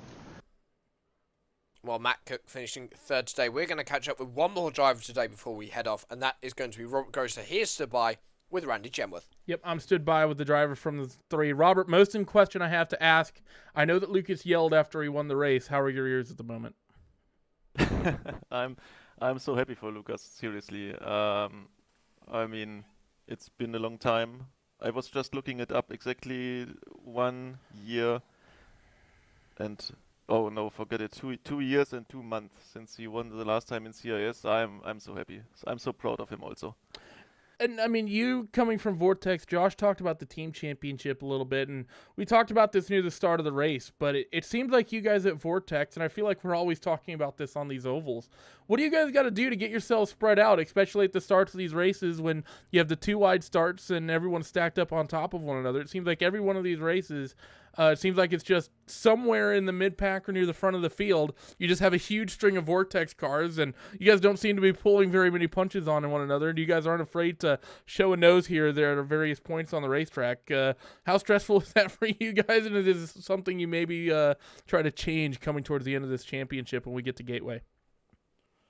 Well, actually, yeah, it went wrong here and there in the past, definitely, but in this race, actually, it worked quite well. I mean, of course, after some time, 30 laps to go or something like that, it was a race on, even between us, because we are also fighting for championship positions, especially me and Timo, for example. And so, of course, we try to coordinate it, we try to be smart, and actually, I would say in this race here today, it worked quite well, so that we could most of the time run as a tandem, gaining some 10th in lap time and saving some fuel also. Gateway is going to be the next track that we see. How are you guys going to approach that in this IR05? I've seen that place run in the newer cars, but I don't think I've really seen these older cars around that place. Do you have any experience around the short track in these? Yeah, Gateway we ran last time in 2016 in the CIS. Of course, the car has changed a little bit, tire model, some other changes here and there. But I'm quite optimistic about that one. I like the track. I know Lucas also. He won there last time.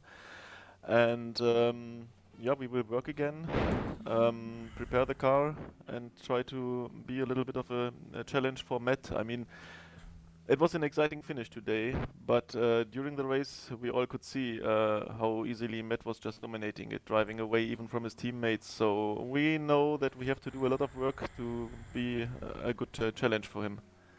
All right, well, thanks for joining us, Robert, and congratulations on you guys at Vortex having another successful race. One car winning, another car in the top 5. Timo just behind you in 6th. Very successful operation here in the Classic IndyCar Series. Who gets it done for you guys at Vortex Sim Racing? Obviously, all my teammates for preparing the car during the week. It was really a lot of work, and our sponsor Logykal. And a big shout out also today to New Centric Solutions for being the title sponsor, sponsoring the prize money for this Triple Crown race. Big thanks to them. So there he was. Robert Grosser finishes in the 5th spot today behind his teammate winning this one of Lucas Seville. And Jack, this was an exciting 400 miles of racing today. I was really hopeful we get to that 200 mile per hour average speed, but just didn't quite get there. It was one caution away from being a 200 mile an hour speed today at Pocono, and it was very close, but these drivers not going to be able to do it. And for us here at Race Spot TV, that's about all we have time for from Pocono. We'll be back on the 11th of August from Gateway for the 9th round of the series, and that is going to be our return from the summer break. But from us at RaceSpot TV, we as always give a shout out to Istvan Bauer from TrackCams22.com, for Andreas Werner and Andvern Designs for designing our beautiful overlays, from Simon Grossman and the guys over at App Engineering for providing us with ATVO, and of course to Nick Thyssen providing us with live timing and scoring. For myself, Jack Stars, and from Randy Chenworth alongside me all race long, we have seen 400 miles of amazing action here at the Classic IndyCar Series. We will see you on the 11th of August at Gateway.